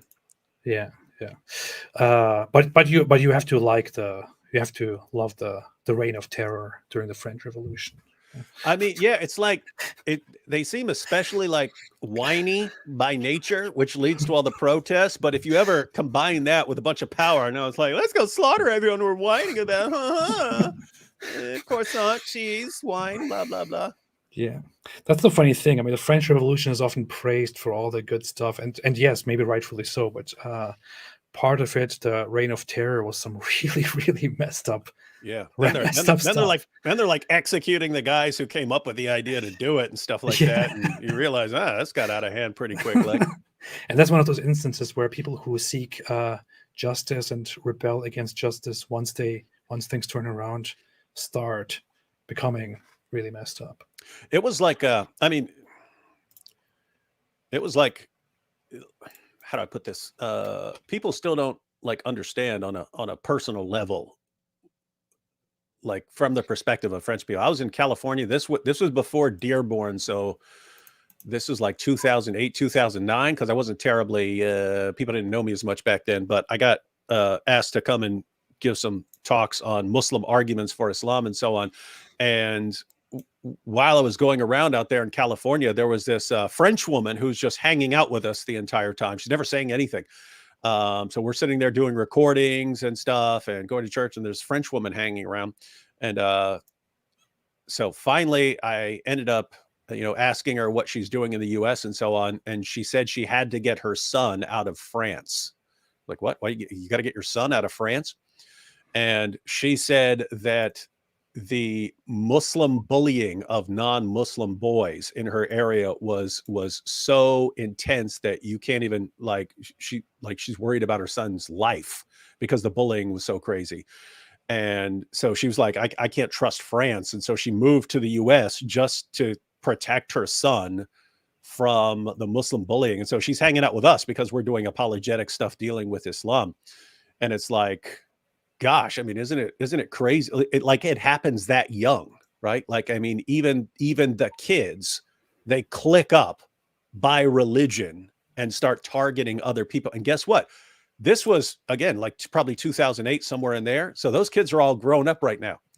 Those kids who are bullying that little French boy for not being a Muslim, they're all grown up right now, and they're burning France to the ground. And it's like, you didn't do anything. You didn't fix it back then, and now you're reaping the rewards. Well. What are you gonna say? What are you gonna do? What are you gonna do? What are you gonna do? What are you gonna do? Finally, reading this comment now by Great Grand Imperial ANCAP, which is a very interesting username. Why does ISIS try to take over the Middle East when European countries like France would be so much easier? That's a fair question. It wouldn't. Okay, I know that there is humor in this, but it would actually be not that easy if it really came to that. Yeah, because ISIS does things militarily. Yeah, that wouldn't work. You'd get crushed. Any Muslim army would get crushed. Yeah. So you have to do it by other means, and so it's much smarter to do it by the other means. Yeah. Precisely. If you want to have actual military warfare against European nations, I don't think that would go over as well as some people might think. No, it wouldn't. I mean, we do not think of France as some sort of powerful nation anymore, but even France would crush a Muslim nation coming against it, or a terrorist army coming against it with ease, I would say. I mean, looking at how Israel responded to wars. Yeah. I don't want to read this. Thank you. Apollos Christian Apologetics said, I say that the apostates mass migrate to Europe. Let them all come. For real. I mean, just open the doors to all apostates. If you I get it. If you're not having enough kids to keep up the workforce and you need to bring in immigrants and so on, my goodness, bring in the ex-Muslims and then they're safe. And then, you've got like in Pakistan, because everyone wants to take in people from Pakistan, even though, I mean, Pakistanis, those are the guys leading the grooming gangs and so on. But like, if you want to take in people from Pakistan, you've got the Muslim sheikhs flipping out. Oh, well, do we have to burn entire cities to the ground? I'd say, hey, give us those guys. Give us the apostates that you're terrified of, the hundreds of thousands of apostates. If we need to bring someone in, bring in the ex-Muslims. I agree with the sentiment, and I usually tell ex-Muslims who live in Muslim countries to seek a better life somewhere in Europe, for example. But I have to say, knowing human psychology, I would not encourage a mass migration of apostates to the West. People don't react very well to such things. And see, he's the only apostate who gets to be here. You see this? Yeah, I can be here. The rest of you, no compassion for other apostates. The rest of you, stay away. I am the only one. You think France... what's crazy? In order to seek asylum in certain countries, you want to say, hey, I'm an ex-Muslim, so I'm in danger in my own country. But they have to go to their own government to ask for asylum in other places, and their own governments in Muslim countries won't send them. Yeah, they're like, no, we're not sending you. You're staying here. Yep. Black Angel had a good point. If you said, hey, we're allowing all apostates, they just all say, oh, we're apostates. Yep. Yeah. S said, do you think France could be inspired by China? Not in the slightest. Not in the slightest. French are too arrogant to be inspired by anyone. They believe that they're the sole sole bearers of wisdom in the world. They're too arrogant to speak English with you. That's the thing too. MP, greetings to all the French people who are listening. MP said, in Belgium, we have a lot of problems with Muslim youngsters overrepresented in crime and poverty stats, in drug-related violence, with grenade attacks, riots, when the Moroccan football team plays, total segregation. I think one thing that everyone knows in Europe about Belgium is that it's a complete mess, and no idea why it's still a country. I mean, think about this. It's like you brought in workers and you've brought in refugees and so on, and you can't even have a televised soccer match with the Moroccan team without having buildings being burned to the ground. Isn't that crazy? Like, yeah, our team is playing. Let's go out and burn stuff. What's funny is Belgium is already it's not one nation that speaks one language. It's a nation made up of different ethnic groups in Germany, of Dutch, Flemish people, German people, French people, already quite divided. And then you bring in a mass migration and refugees to add to that salad that you have already, and then you expect something good to come out of it. It is indeed a garbage country and a garbage continent. They deserve what they get. Next question. Okay. Loki said... By the way, one of the ongoing problems is like no one can ever tell when for some reason they're always like a minority of people who can't tell when I'm joking, and then they like flip out and send me messages. I can't believe you said that we did. Loki said, why does every Muslim go to Western countries? Because Muslim countries suck. That is, I mean, at the end of the day, that is actually a huge point, right? Like, if you really wanted Sharia, guess what? There is Afghanistan right now. There is Afghanistan that is going full, I mean, Sharia and all its blood-spattered glory. It's right there. Who wants to go there? No one.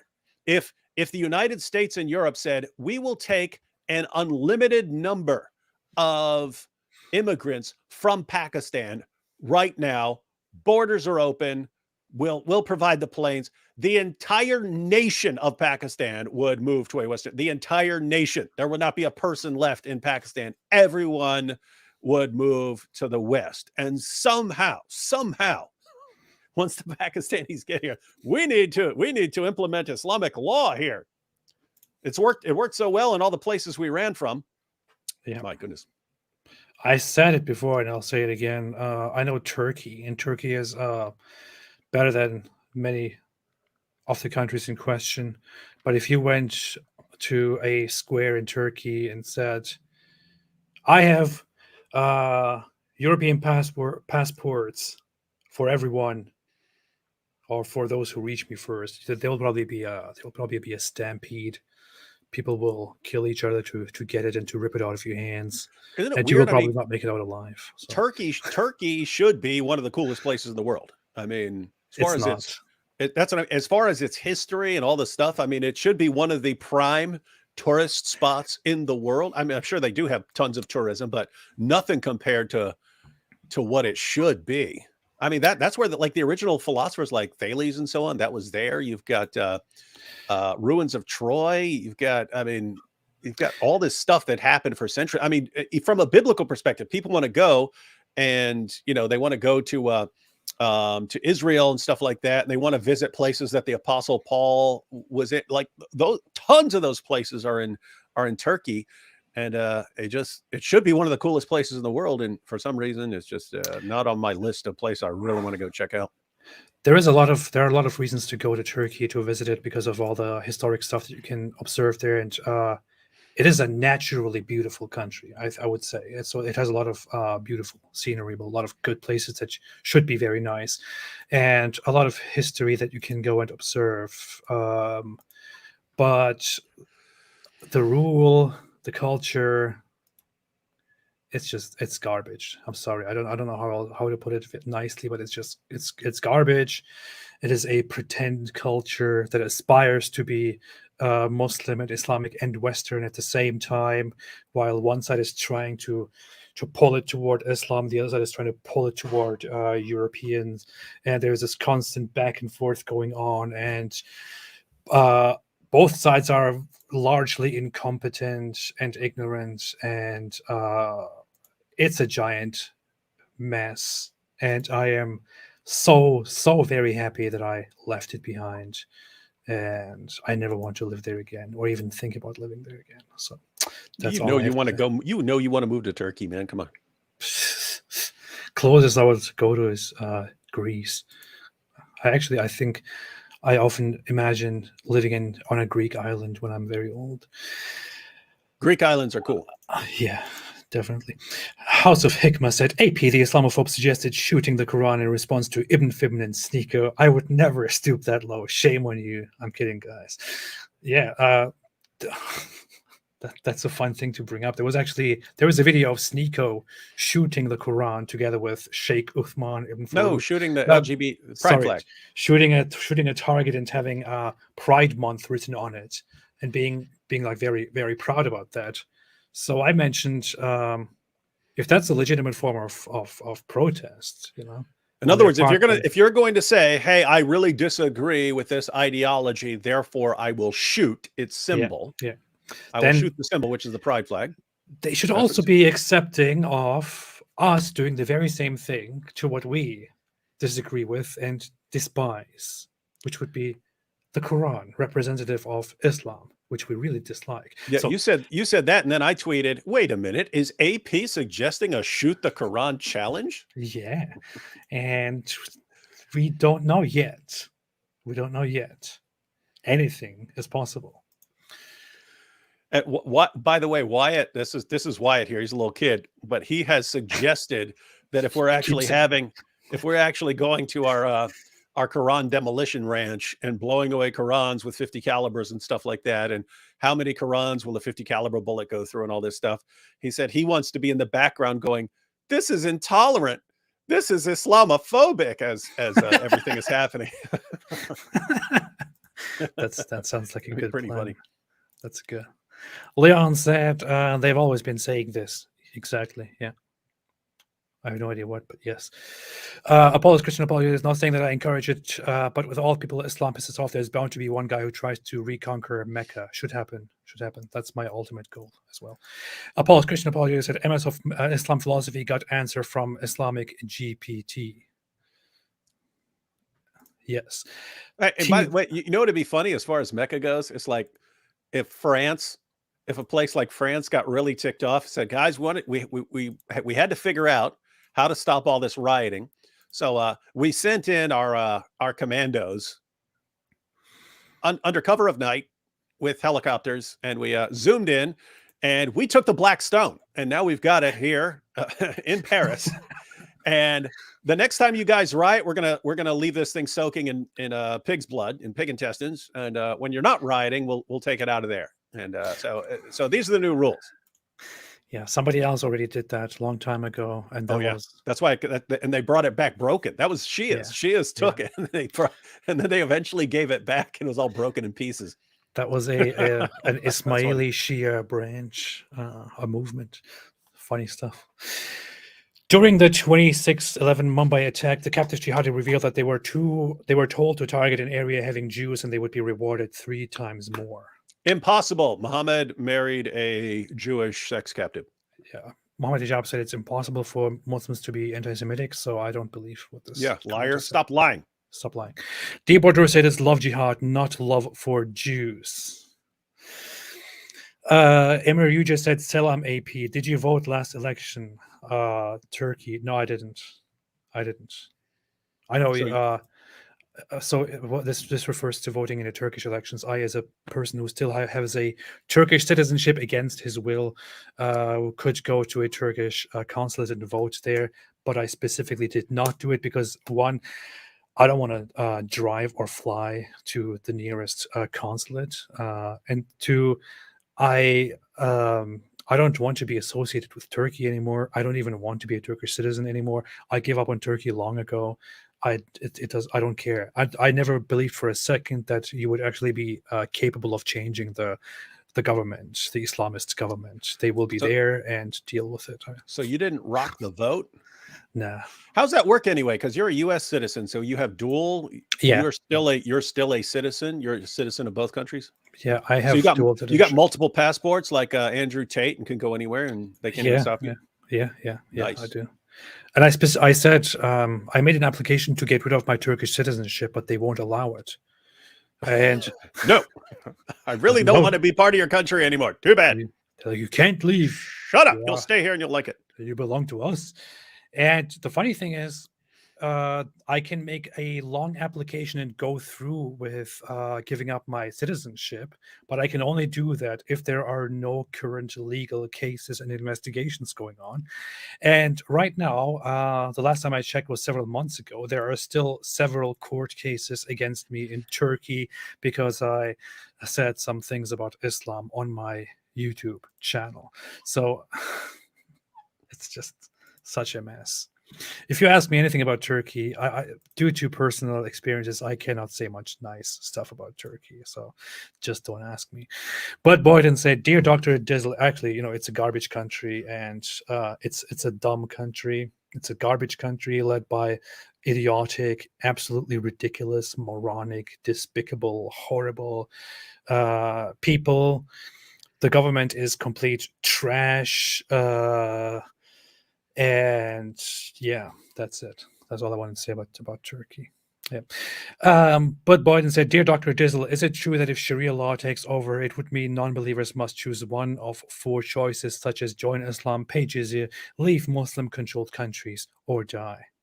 This is Those would be the official options. You could always have some sort of Sharia light that doesn't require it. But yeah, if they are implementing actual Sharia, you don't have to take our word for it. We've gone through videos of people like Sheikh Asim al-Hakim who laid this out. But these are the options that go back to the time of Muhammad when Islamic law takes over. So yes, you either convert to Islam or you pay the jizya, which is only supposed to apply to a couple of groups, but there have been Muslim leaders over the centuries who applied it to the jizya option to other groups like Hindus and so on.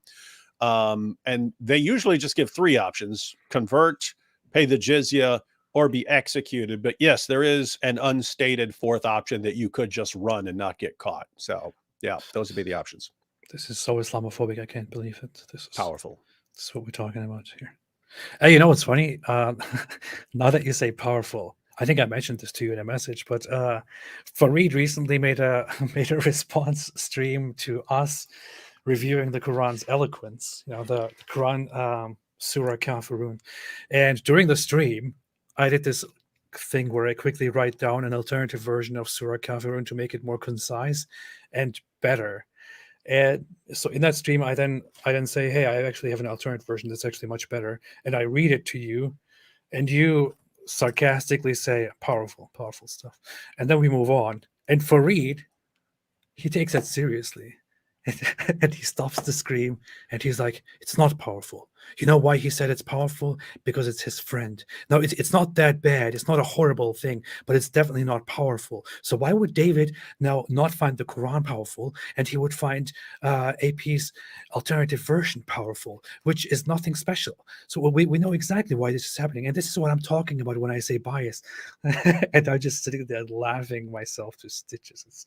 Yeah, guys, I just said it 15 minutes ago that if you like, people don't understand when I'm. It's like, do you realize how many people whining about me making fun of Mike Winger, my friend Mike Winger? Right? Sit there and make fun of him, call him a nerd, and all these guys. I'm unsubscribing. I can't believe you made fun of Mike Winger. Like, and I'm like, I don't even respond. I'm just like, bye, bye. I don't. If you don't understand when someone's joking, when someone's not joking, you're probably better off not watching my channel, because I'm going to be joking a lot. And if you can't distinguish, probably better not to be watching. So yeah, so it's funny that Fareed is in this category where if he's saying, look, the Quran is so eloquent, it'll blow you. Look, Allah says cool here. How could anyone say that word? It conveys so much. It's so powerful. And then you just jot down some words. So I was like, wow, powerful. That's so great. And what's funny is he then says he has to attribute it to bias. I'm only finding it powerful and impressive because I'm biased in your favor, because I'm your friend. And that's why I found it so powerful. So no, I was joking. AP's verses were dumb, but so is the Quran. That's the point. But 2, he's acknowledging that you can just be biased in thinking that something is good, which is exactly what we're saying about Fareed, right? If this were any other book, you wouldn't say, oh, look, he started with this word. This proves that it's from God. You wouldn't say that. It's because of bias. So 1, we're joking. 2, you're the one who's biased, and it's a stupid argument. Stop using it, Fareed. When I said that the Quran is the worst book I've ever read, I was not joking about that. I was not joking about that. It is. The funny thing is, you can't even possibly mistake it for a serious reaction from your side. The guy just doesn't get sarcasm, even on the simplest level. You just say, you're not going like, wow, that's powerful. All you're doing is powerful. And then you move on. And he's like, you see, because he's biased, he thinks it's powerful. This is the bias of the kuffar. They think that it's good when it's not good. What's wrong with this guy? These are the champions of Dawah. So we've got, he can't be anti-Semitic because he married a Jewish woman. Golden showers, ha ha. And then you've got guys who don't understand basic joking, sarcasm. And you know what's funny? After reacting like that to your little sarcastic line, he still goes on and is like, and David Wood and Apus, they're so dumb. You know? Wait, he called you Apus? Yes. He actually called you that? Yeah. Guys, have I called in this entire live stream? Have I called Muhammad a child molesting, murdering rapist? Have I done that? No, I haven't. But since Fareed has started the name calling, since he started it, his choice, since he chose to escalate to the level of name calling, fine, not my choice. This was his choice. This is because of him. Muhammad is a child molesting, murdering rapist. Wait, I have an interesting idea as well.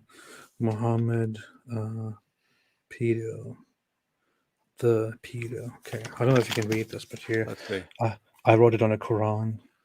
Wow. It's a very interesting note here. Wow. Whoa, that's the most impressive, powerful thing I've ever read in the Quran.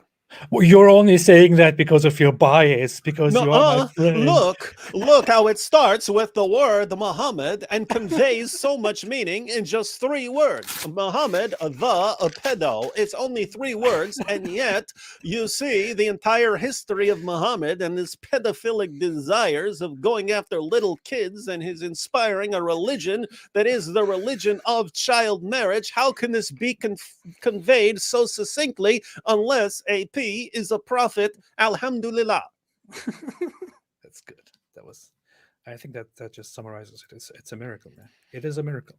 Stefan Milojevic said, in my country, they say they deserve what happened to them, to French people, but nobody thinks about what if that happened to us. Enemy of my enemy is not my friend. When will they learn?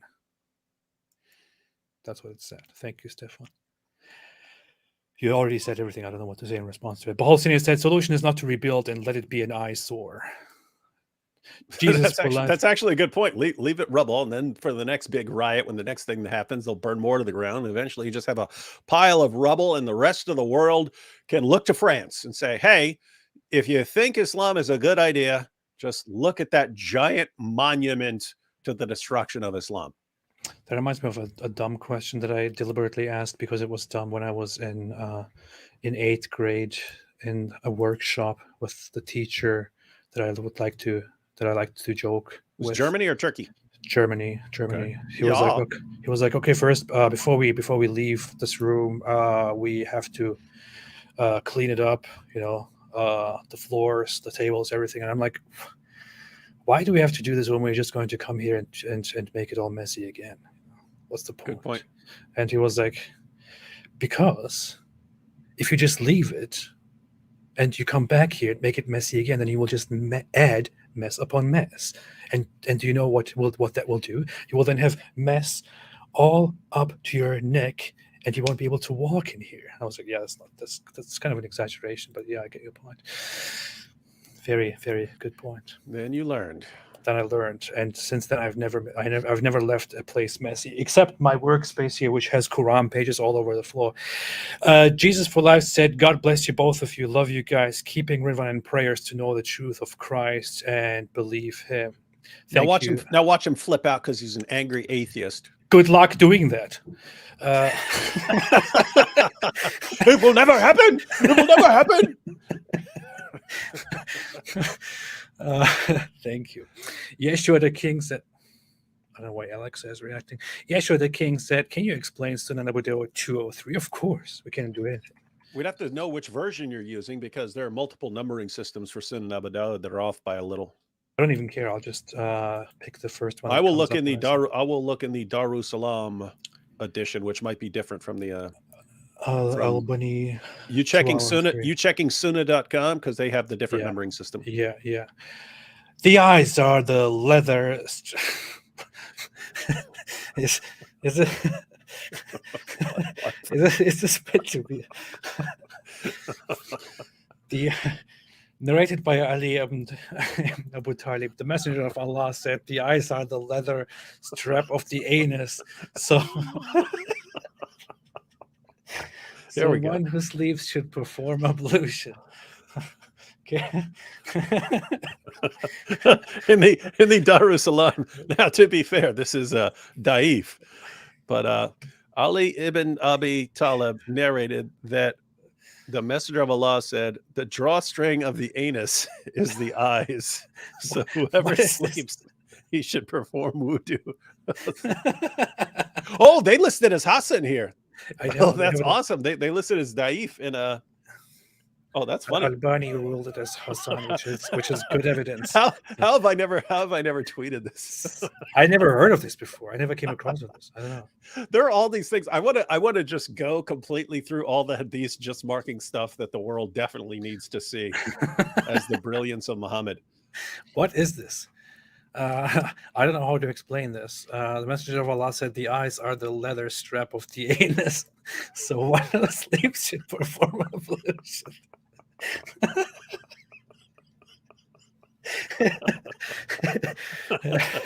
Oh, this is getting tweeted right now. So people got to hear about this. Right now I'm looking at some of the other versions of it, because you also have it. I'm trying to understand what in the world he's talking about. So I've got you've got it twice in Sunan Abu Dawud and twice in Mishkat al-Masabi. Muawiyah Ibn Abu Sufyan reported the Prophet as saying, so we've got multiple witnesses here. So this is from Muawiyah. Muawiyah says, Muhammad said, the eyes are the leather strap of the anus. And when the eye sleeps, the leather strap is loosened. Wait, I can't even understand what. Okay, I think are the leather strap of the anus. So when the eye sleeps, the leather strap is on the anus is loosened. What the heck? I think I get it. Please break this down for us. I have no idea what leather has to do with it, but it's a strap of the. So I think what is being said here is, after you fart, you're supposed to do ablution, and when you go to sleep and you shut your eyes, it opens up your anus, and so you fart or you let out stuff when you are sleeping. Therefore, you should do ablution. I think that's what this is referring to, with some really strange wording. No, I've got one with commentary. Mishkat al-Masabi. Ali, so this is the one attributed to Ali. Ali reported God's messenger as saying, the leather strap of the anus is the eyes. So one who sleeps should perform ablution. Abu Dawud transmitted it, and the Sheikh and Imam Muhi al-Asuna said that this does not refer to one who is sitting because of the sound tradition from Anas, who said that the companions of God's messenger dozed while waiting for nightfall, then prayed without performing ablution. Abu Dawud and Tirmidhi transmitted it, but Tirmidhi said they slept instead of saying that they dozed while waiting for nightfall. Okay, that didn't help at all. That didn't help clarify it anything. Guys, come up with some better commentaries for your sources. So I know what Muhammad means when he says the eyes are the leather strap of the anus. Yeah, but I'm pretty sure that this is a reference to something leaving your body when you fall asleep. Could be air, could be something else. Therefore, you should always do ablution after you go to sleep and wake up. I think that's what is being said here, with some really, really strange choice of words. Pretty sure that's what it is. It's pretty Islamophobic for you to not see the wisdom in this.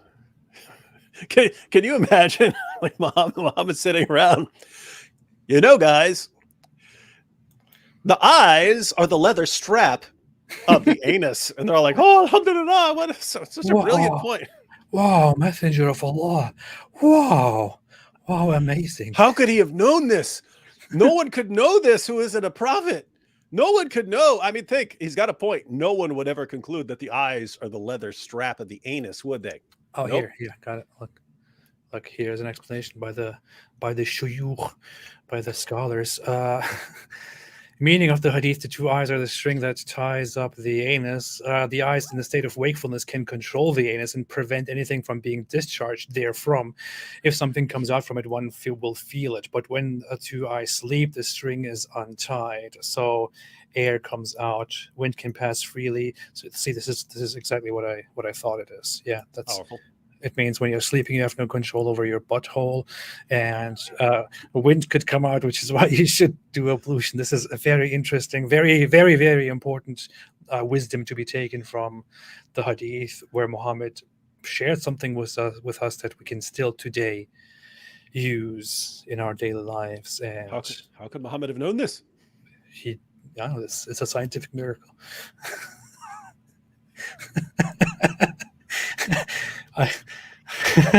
I don't remember ever reading this before, so it's very strange. It's very funny.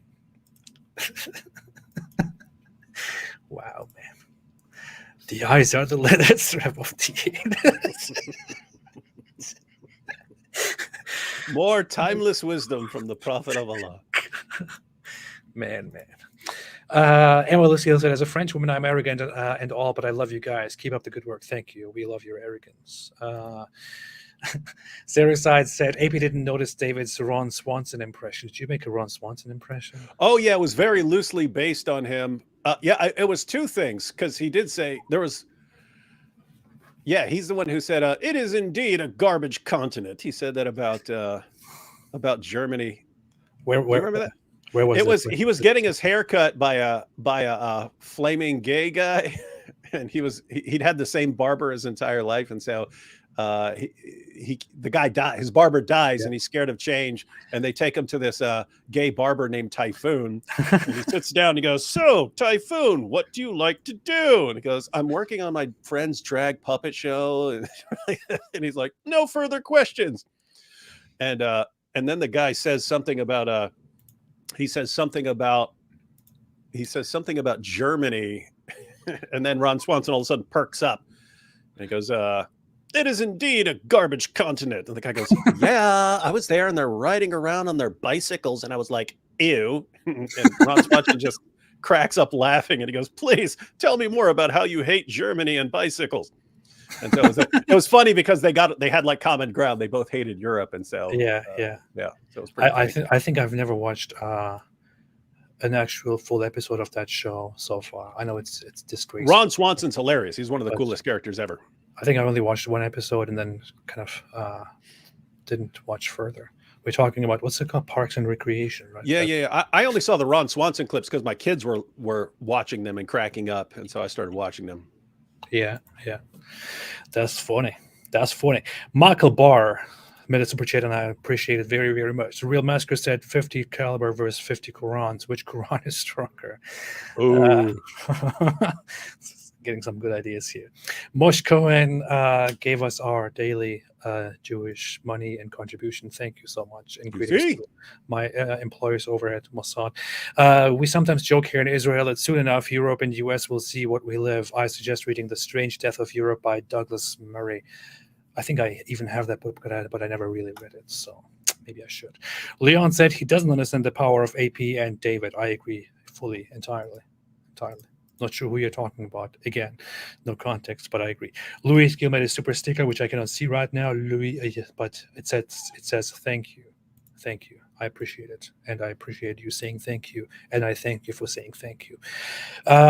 Happy Camper, David and AP, what are you going to do for work once Islam is completely toothless? Probably sooner than we all expect. We still have 200 years. 200 years. That's the prophecy. That's my prophecy. So, still plenty of time. There will be time. There will be time. There is a time for everything. Low-key said, see how I make my biblical references here. Low-key said, it makes me sad when Muslims don't research Muhammad. Same. It's not often talked about that he was a child molesting. Wait, he molested a child? Yeah.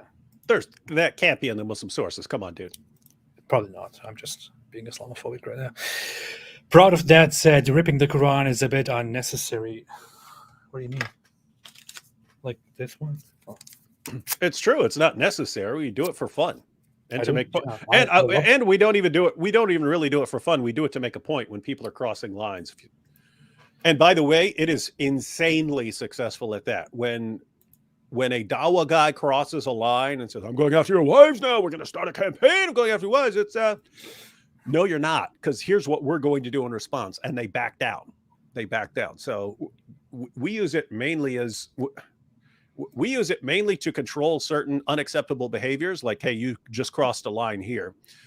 And we do it to try and give them some concept of consistency, because they never seem to have one, right? It's like, so just notice, it's the same guys who are, hey, respect our book, will shoot up a pride flag. I get that you disagree with pride, but notice what you're saying, the message you're sending is, when I disagree with this movement, I'm going to open gunfire on the symbol of that movement, sort of suggesting what I ultimately want to do.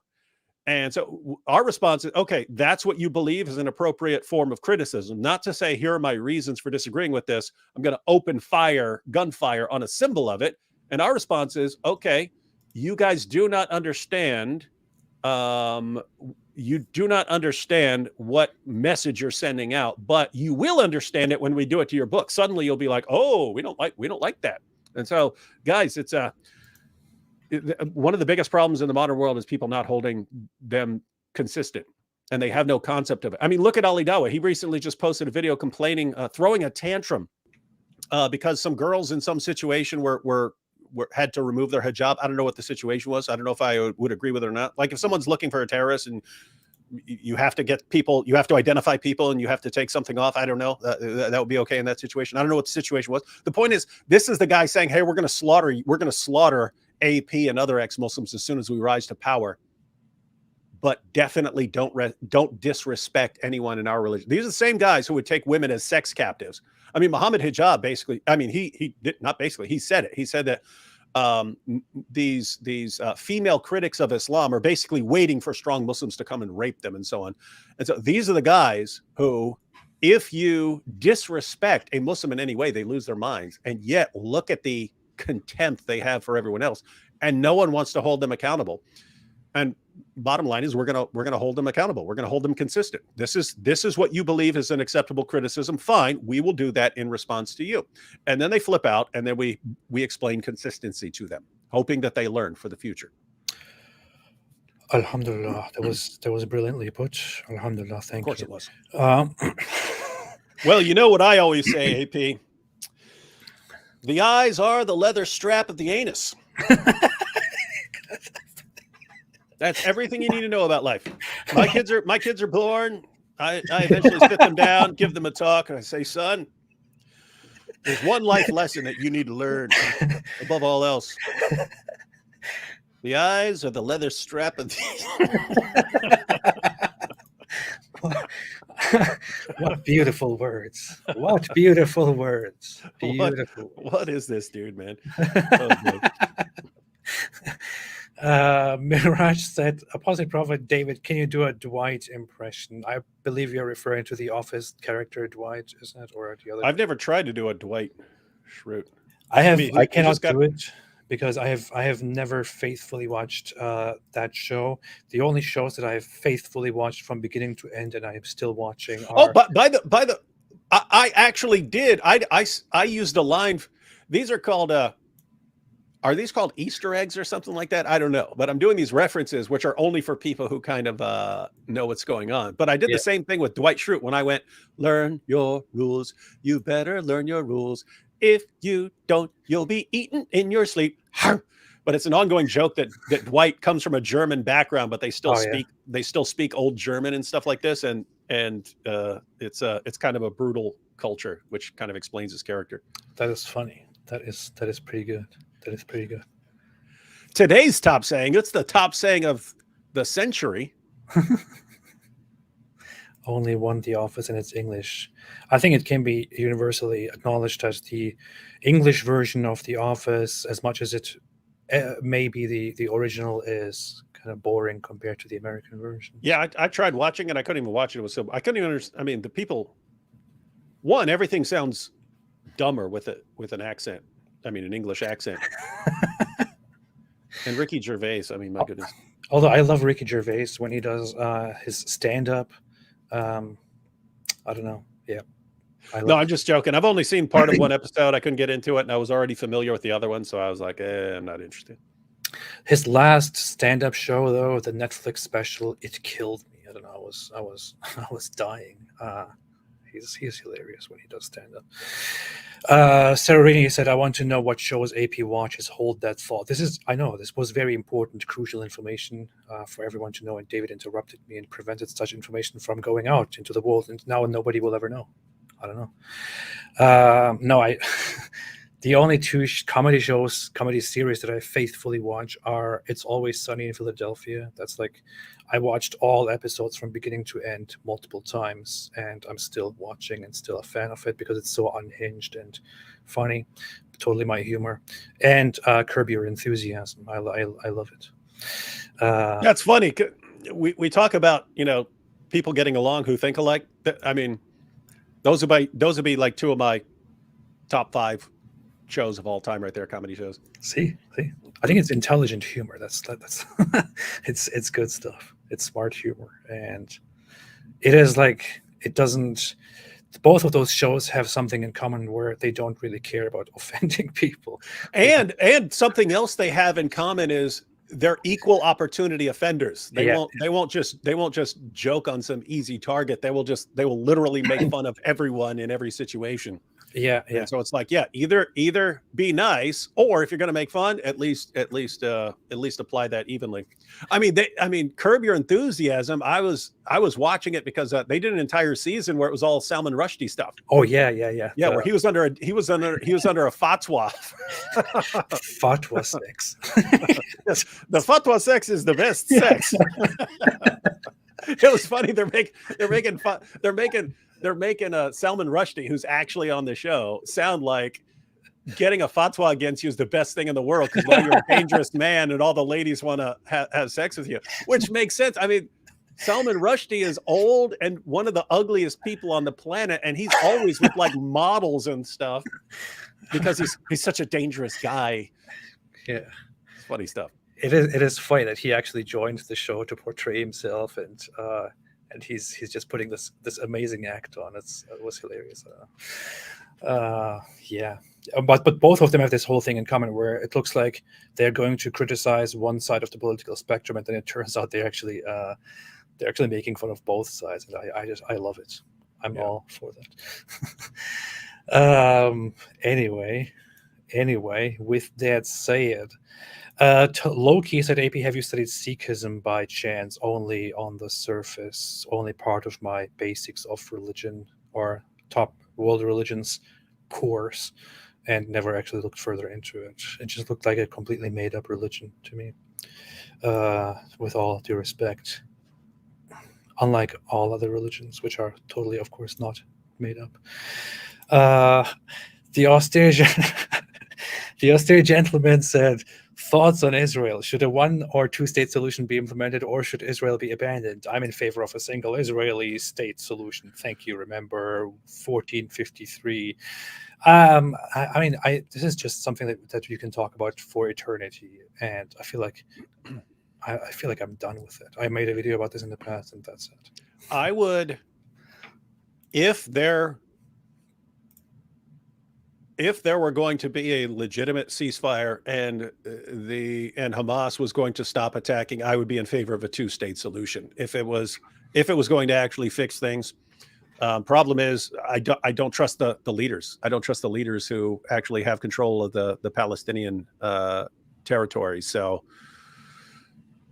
in theory, if they could get past that and to get to a point where they just said, we just want our own area and we're fine. We don't want to take over Israel anymore. We just want this. I'd be like, that sounds good, but you cannot. It's hard to negotiate with terrorists. You know what I mean? When you have so you've got plenty of people in Palestine. You've got Christians in Palestine, but their leaders just tend to end up being terrorists. So that sucks. Not good for anyone. That was incredibly Islamophobic. You're Islamophobic. And Gus de Menace said, joined Christian, but now I'm on Ridvan's side. Kind of everyone is coping with existing, and if there is God, no one knows what it is. Yeah, boy. Pretty much the dumbest thing I've ever heard in my life. That's amazing. Thank you for coming to reason and rationality and logic and everything that David is currently going like very, very angry. He's laughing, but he's very angry on the inside because of the super chat here, and he can't take it. I'm crying on the inside. Yeah. He smiles in your faces, but he is. I curse you in my heart. I'm actually still compiling this these passages for a tweet. I'm putting 2 of them together. Oh, that's good. That's because I wanted the Ali one and the Muawiyah one together, so that everyone will know that indeed the eyes are the leather strap of the anus. Jeez. The world will understand. Finally, everyone is going to know the truth. Oh boy. I like what Gus Dominus said about kind of everyone is coping with existing. It's kind of a very simple thing that makes up the basis, the fundamentals of a lot of existentialist philosophy, and by extension, related philosophies put forth by Nietzsche, Camus, Schopenhauer. Don't read Schopenhauer if you are depressed, ever. Oh, cool. You finally went past the dumbest comment I've ever seen in the chat anywhere. Proud of that said, according to Pascal's wager, AP It's funny stopped they call tearing themselves Quran. proud of that. It cracks me up when people take something someone said and they name it proud of that, or Yeah. or you see. Pascal's wager. It's good that you used Pascal's wager in such a humorous comment, because I would say it's by far the dumbest argument and reasoning that the history of humanity has ever contained. As a rule, the people who criticize Pascal's wager are people who are too dumb to understand it. And we're proud of that. We're proud of that. Verducci Man said, why did you guys stop working with Sam Shamoon? Will you ever in future? I think we talked about this before. You don't have to answer that. Yeah, no problem. Leon, they've always been saying that too. I know, right? That's just insane. It's crazy. They've always been saying that. Stefan the Melted said, somebody please turn that hadith into a meme. I have to title this just so I know where it's stored, but I'm thinking, how would I ever look up my screenshot for this? So I have to put the eyes are the leather strap of the anus. But now I just feel like an idiot for even typing that into the name of a file. Just the eyes are the leather strap of the anus. Title it the leather strap of the anus. So that the contents will tell you what it is. Look, eventually the FBI is going to storm this place because of something I said. And they're going to be like, "Oh my goodness, yes, Your Honor. We went on his computer and we found files titled the eyes or we found files called the leather strap of the anus. We didn't want to open that. Because we don't want to know what this guy's into. Leather straps and anus in the same sentence. Come on, we don't want that." That's a very interesting thing to investigate into, where sex crimes of a serial killer, serial rapist, of somebody who abducts victims. Hey, Jerkface Wyatt posted it before I did. Fortunately, Really? he has no followers, so no one will ever know. But a serial killer who abducts people and then attaches leather straps to their eyes and attaches that to their anus for his studies. Sikhism, I already read that. Karis Vost became a YouTube member. Thank you for joining. I appreciate it very, very much. Thank you. Proud of that. Said David, how to answer when Muslim call us cannibals? What are you talking about? I would probably respond by calling someone an idiot. Yeah. That's how I'd respond. Probably. Makes sense. I don't know what the specifics is, but I would guess it's going, oh, you believe in communion, it's the body and blood of Christ, therefore you're a cannibal. Something like that. But yeah, I would tell people they're stupid if they say something like that. Completely leaving aside the fact that this is blatant bigotry against cannibals. And no idea why people have a problem with cannibals. Yeah, that's that too. Apollo's Christian Apologetics said, why Islamic insult last resort PNG? Is that a reference to something that I don't know? It's an interesting meme, but yes, interesting meme. Thank you. Khalid ibn Walid. Why is this mentioned? This guy is always presented as one of the bravest, greatest warriors among the companions of the Prophet Muhammad, who went from war to war and survived and killed his enemies. And there's also a report about this guy where Muhammad sends him to sends him to which to Taif or to one of the surrounding cities to kill one of the goddesses that the pre-Islamic Arab polytheists worshipped. And he goes there and he can't find anything and comes back and says, "Oh, Ya Rasulullah sallallahu alaihi wasallam, I didn't find anything. I went to the temple, but there was nothing there." And he says, "Go again." Go there again. And then he goes there again, and then he finds a woman who is naked and entices him. And then he goes and is like, "What are you doing?" He just kills her. And then he goes back and says, "Oh, Ya Rasulullah sallallahu alaihi wasallam, there was a woman, she was naked, and I just cut her head off." And he's like, that was her. That was the goddess. That was her. That was like I think that was Al-Uzza or something like that. Yeah, yeah, he actually believed there was an actual like person standing around that you could just walk up to and kill. Yeah. So, and that makes me think very interesting, funny things. Like they want to accuse the pre-Islamic polytheists of worshiping these false gods, but apparently, according to those narratives, those false gods were actual beings that were there within those temples and were magical and stuff like that. Can you really blame those people for then, taking those gods and goddesses seriously and worshiping them? I don't know. There are many questions that I want to ask in relation to that. The other question I want to ask is, why does that guy go and just kill a woman who is there naked? And then why is that his response? Anyway, Matt Schneider said, "AP, what are your thoughts on Saint Paul?" And I would have this advice to share, AP. Be very careful. Tread lightly.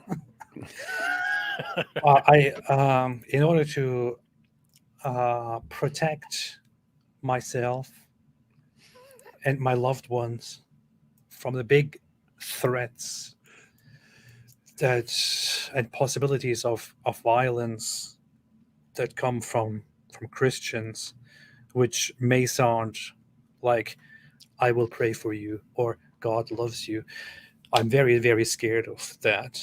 Of Christian responses that go like that. Literally, when they say "I will pray for you," it makes me, I want to run for my life. When they say "God loves you," it makes me, it gives me PTSD. I fear for my life. I want to hide. Call the police, erase myself from existence, want to get rid of my public, any way to find me in public. I want to delete my name and everything that I have done, because that's how terrified I am. Powerful. But yeah, to the question, I don't know what to think. Yeah, that's it. I hope that is satisfying to you, Matt Schneider. I don't have much of an opinion here. Powerful stuff. Why is David saying that this is powerful when he's clearly biased because AP is his friend?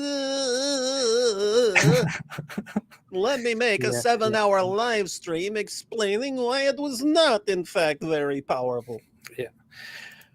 Whom said, "Is this supposed to be funny?" Yes, it is funny. I don't even know what, but if he's talking about if he's talking about the eyes or the leather strap of the anus, yes, that is supposed to be funny. No, it's about my mockery of Christians being dangerous and very violent when they say "I pray for you." It is funny. Okay, that is funny. It is funny. I agree. That is funny. It is absolutely funny. Okay, if you don't like it, yeah, find another channel, sport.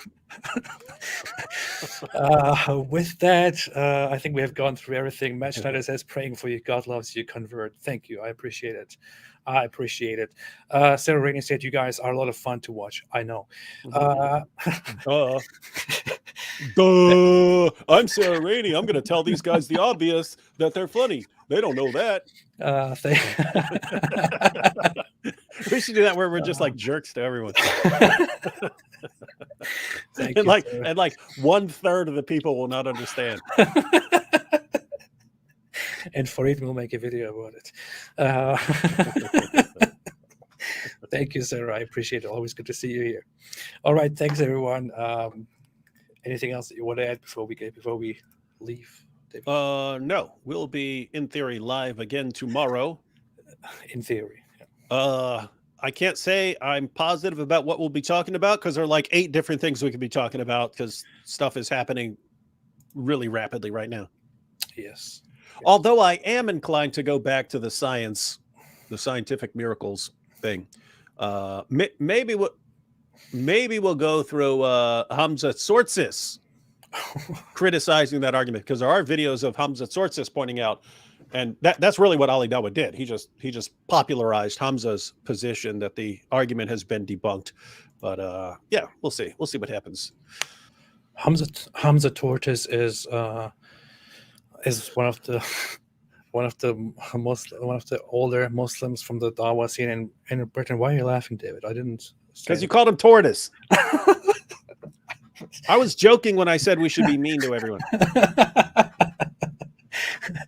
You're just misunderstanding what I'm saying. I don't know. No, thanks everybody. Have a fantastic day. And as always, I will leave you alone with a recommendation from a dear friend. I'm going to do whatever this person says. Exactly. Me too. So listen. Stay away from Islam.